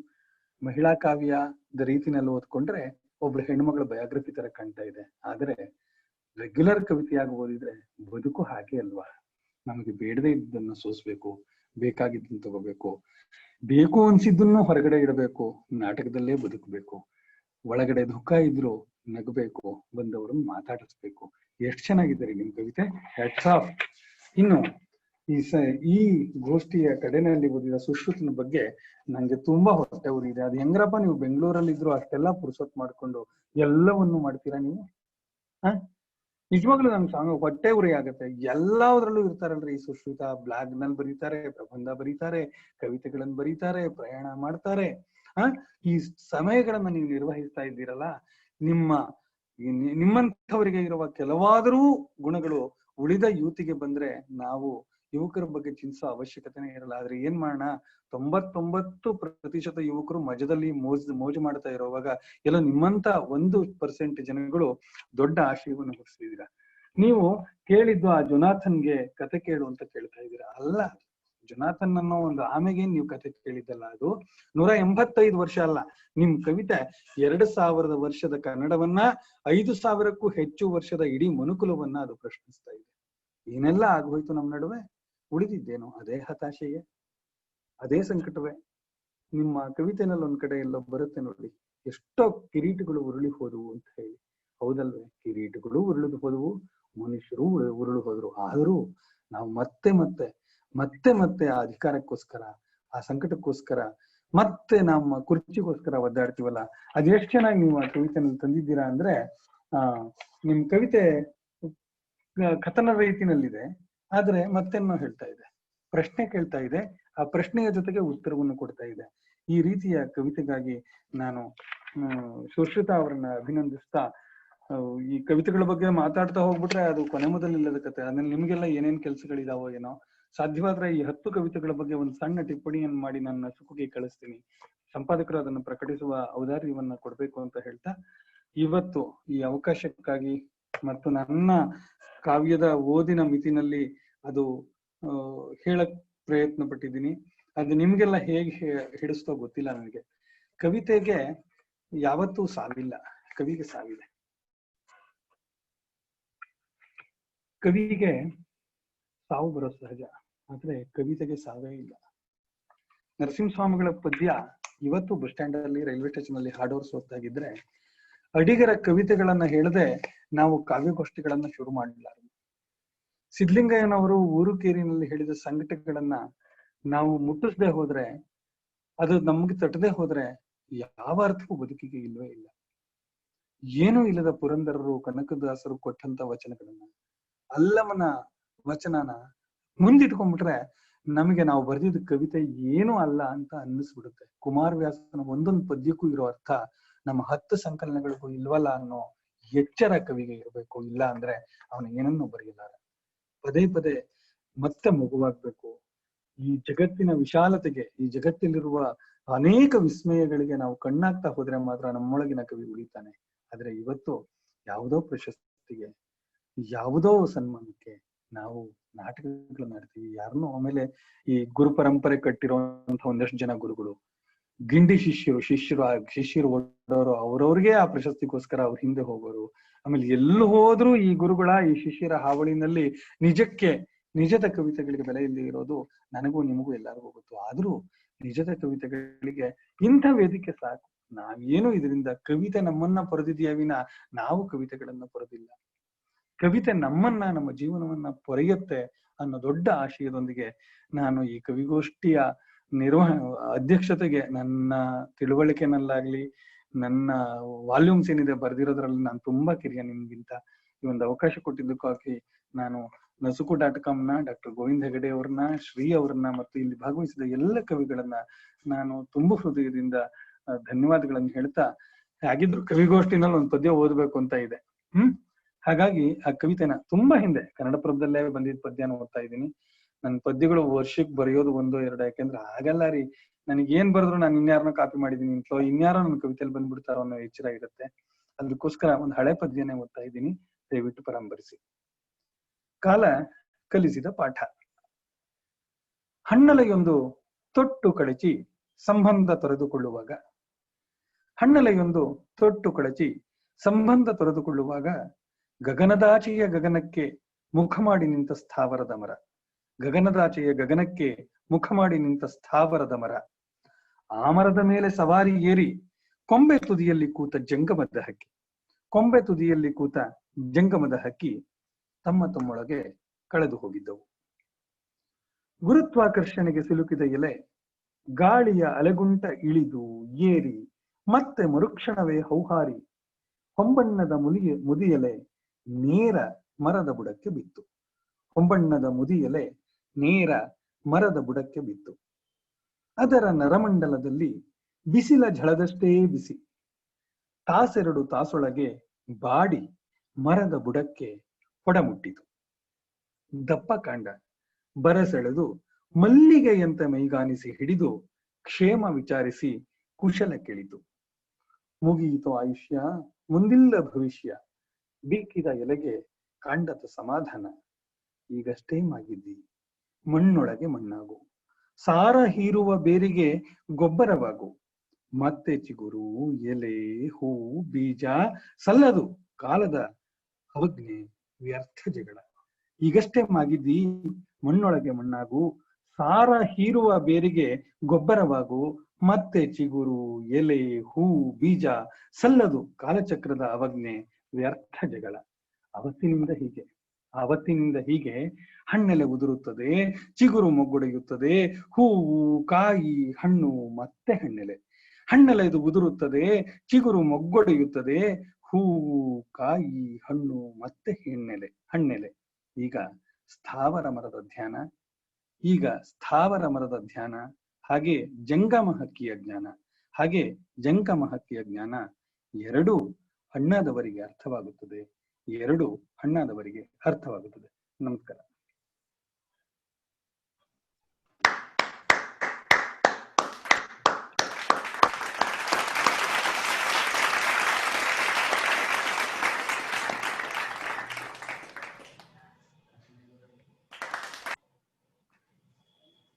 ಅಧ್ಯಕ್ಷೀಯ ನುಡಿಗಳನ್ನು ಮಾತನಾಡಿದ ಶ್ರೀ ಡಿ.ಎಸ್. ರಾಮಸ್ವಾಮಿ ಸರ್ ಅವರಿಗೆ ಧನ್ಯವಾದಗಳು.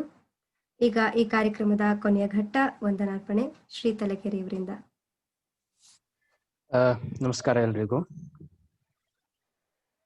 ಕಾವ್ಯದ ಕುರಿತು ಮಾತನಾಡಿ ಈ ಕಾಲದ ತಲ್ಲಣ ಪಲ್ಲಟಗಳ ಅಭಿವ್ಯಕ್ತಿಯಾದ ಈ ಹೊತ್ತಿನ ಕವಿತೆಗಳ ಜೊತೆಗೆ ಈ ಕಾಲದ ದುರಿತಗಳ ಕುರಿತೂ ಮಾತನಾಡಿ ಎಲ್ಲರ ಕವಿತೆಗಳ ಧ್ವನಿಯನ್ನು ತಮ್ಮ ಅನುಭವಗಳ ನೆರಳಲ್ಲಿ ನಮ್ಮೆಲ್ಲರಿಗೂ ದಾಟಿಸಿ ತಮ್ಮೊಳಗೆ ಕಳೆದು ಹೋದ ಜಂಗಮದ ಹಕ್ಕಿಯ ಜೊತೆಗೆ ಮರದ ಬುಡಕ್ಕೆ ಬಿದ್ದ ಹಣ್ಣೆಲೆಯ ಕುರಿತಾಗಿ ಹೇಳಿ ಕಾಲಚಕ್ರದಲ್ಲಿ ಸ್ಥಾವರ ಮರದ ಧ್ಯಾನವನ್ನು ನಮಗೆ ದಾಟಿಸಿದ ಶ್ರೀ ಡಿ.ಎಸ್. ರಾಮಸ್ವಾಮಿ ಸರ್ಗೆ ಧನ್ಯವಾದಗಳು.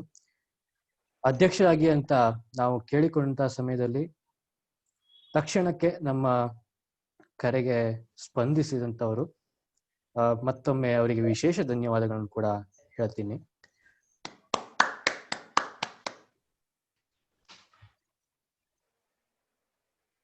ಹೊಮ್ಮಿರಲು ಪ್ರೀತಿ ಎಲ್ಲಿನದು ಭೀತಿ, ನಾಡಲವೇ ನೀತಿ ಹಿಡಿ ನೆನಪ, ಮನೆಗಳಲ್ಲಿ ಮನಗಳಲ್ಲಿ ಹಚ್ಚೇವು ಕನ್ನಡದ ದೀಪ. ಈ ಕವಿಗೋಷ್ಠಿಗೆ ಹಣತೆ ಅನ್ನುವಂತಹ ಶೀರ್ಷಿಕೆಯನ್ನು ಕೊಟ್ಟಿದ್ದು ಶ್ರೀ ಗೋವಿಂದ ಹೆಗಡೆ ಸರ್. ಅವರಿಗೂ ಕೂಡ ಈ ಹೊತ್ತಿನಲ್ಲಿ ಧನ್ಯವಾದಗಳನ್ನ ಹೇಳ್ತಾ ಇದ್ದೀನಿ.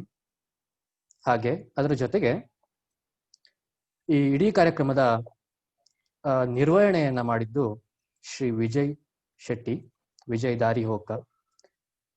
ತಾಂತ್ರಿಕ ಎಲ್ಲ ನಿರ್ವಹಣೆಗಳನ್ನ ಅವರು ಮಾಡ್ತಾ ಇದ್ದಾರೆ. ಅವರಿಗೂ ಕೂಡ ಈ ಸಮಯದಲ್ಲಿ ಧನ್ಯವಾದಗಳನ್ನ ಹೇಳೋದಕ್ಕೆ ಇಷ್ಟಪಡ್ತೀನಿ. ಹಾಗೆ ಇವತ್ತಿನ ಮುಖ್ಯ 10 ಜನ ಕವಿಗಳು, ನಾನು ಮುಖ್ಯನೋ ಗೊತ್ತಿಲ್ಲ, ಸೇರ್ಸ್ಕೊಂಡಿದ್ದೇನೆ.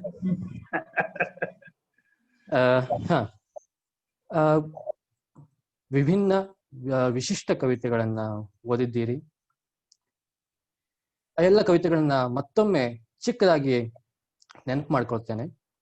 ಅಂಗಳಕ್ಕೆ ಗೋಡೆಗಳ ಗಡಿ ಇಲ್ಲ, ಹಗಲ ಬೆನ್ನಿಗೆಷ್ಟು ಸಾವಿನ ನೆರಳು, ಮೂಲೆಯಲ್ಲಿ ವಿಶ್ರಾಂತಿ ಪಡೆದ ನೆರಳು ಅವನೊಳಗೆ ಇಳಿದ ಮೇಲೆ, ಬೀದಿಯ ಕೊನೆಯ ಮನುಷ್ಯನ ತೆರೆದ ಪಾತ್ರೆಗೆ ಮಣಿಗಳ ತೂಕದ ಅನ್ನ ದಿನವೂ ಬೀಳಲಿ ಸಾಕು, 4-3 ಅನ್ನುತ್ತಲೇ ಕಂಡಿದ್ದಕ್ಕೆ ಕಾಲವೇ ಸಾಕ್ಷಿ ಎಂದಂತಹವರು, ನಿನ್ನದೂ ನನ್ನದೂ ಎದೆಯೊಳಗಿಂದ ನೆನಪುಗಳನ್ನು ಹೆಕ್ಕಿ ತಂದ, ಎಲ್ಲರೊಳಗೂ ಇರಬಹುದಾದ ಖಾಲಿ ಜಾಗದಲ್ಲಿ ಅನುಕೂಲ ಅಗತ್ಯಗಳನ್ನು ಬೆಳೆಸುವ ಹಾಗೆ, ಅಕ್ಕಿ ಕಾಳಿಗೂ ನೋವಾಗದ ಹಾಗೆ ಅಕ್ಕಿ ತೊಳೆದು ಬೇಯಿಸುವುದ ಹೇಳಿದ, ಜೋನತಾನ್ ಕಥೆಯೊಂದಿಗೆ ತಾತ ಹಾಗೂ ಆತನ ಕಥೆಗಳ ನೆನಪನ್ನು ಕಟ್ಟಿಕೊಟ್ಟ, ಎಲ್ಲರಿಗೂ ಮತ್ತೊಮ್ಮೆ ಮಗದೊಮ್ಮೆ.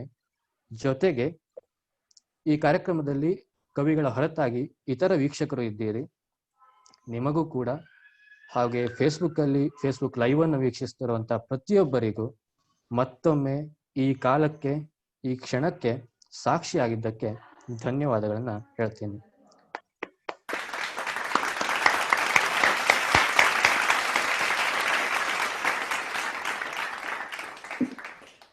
ಇಲ್ಲಿಗೆ ಈ ಕವಿಗೋಷ್ಠಿ ಕಾರ್ಯಕ್ರಮ ಮುಕ್ತಾಯವಾಗಿದೆ.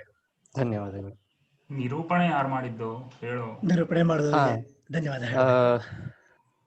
ಜೊತೆಗೆ ನಮ್ಮ ಕಾರ್ಯಕ್ರಮದ ನಿರೂಪಣೆಗಾಗಿ ರಶ್ಮಿ ಭಟ್ ಕಾರಣಗಿರಿ ಇವರನ್ನ ಕೇಳಿಕೊಂಡಿದ್ದೆವು. ತಕ್ಷಣಕ್ಕೆ ನಾನು ಕೇಳಿದ ತಕ್ಷಣ ಕಾರ್ಯಕ್ರಮದ ನಿರೂಪಣೆಗೆ ಒಪ್ಪಿಕೊಂಡು ಅವರು ಕೂಡ ಈ ಕಾರ್ಯಕ್ರಮದ ನಿರೂಪಣೆ ಅತ್ಯಂತ ಸ್ಪಷ್ಟವಾಗಿ, ಅಷ್ಟೇ ನಿಖರವಾಗಿ, ಜೊತೆಗೆ ದೀಪ ಹಚ್ಚುವುದರ ಮೂಲಕ ಅದನ್ನು ಕೂಡ ನಿರ್ವಹಿಸಿದ್ದಾರೆ. ಅವರಿಗೂ ಕೂಡ ನಮ್ಮ ಹೃತ್ಪೂರ್ವಕ ಧನ್ಯವಾದಗಳು. ಮರೆತಿದ್ದಕ್ಕೆ ಕ್ಷಮೆ.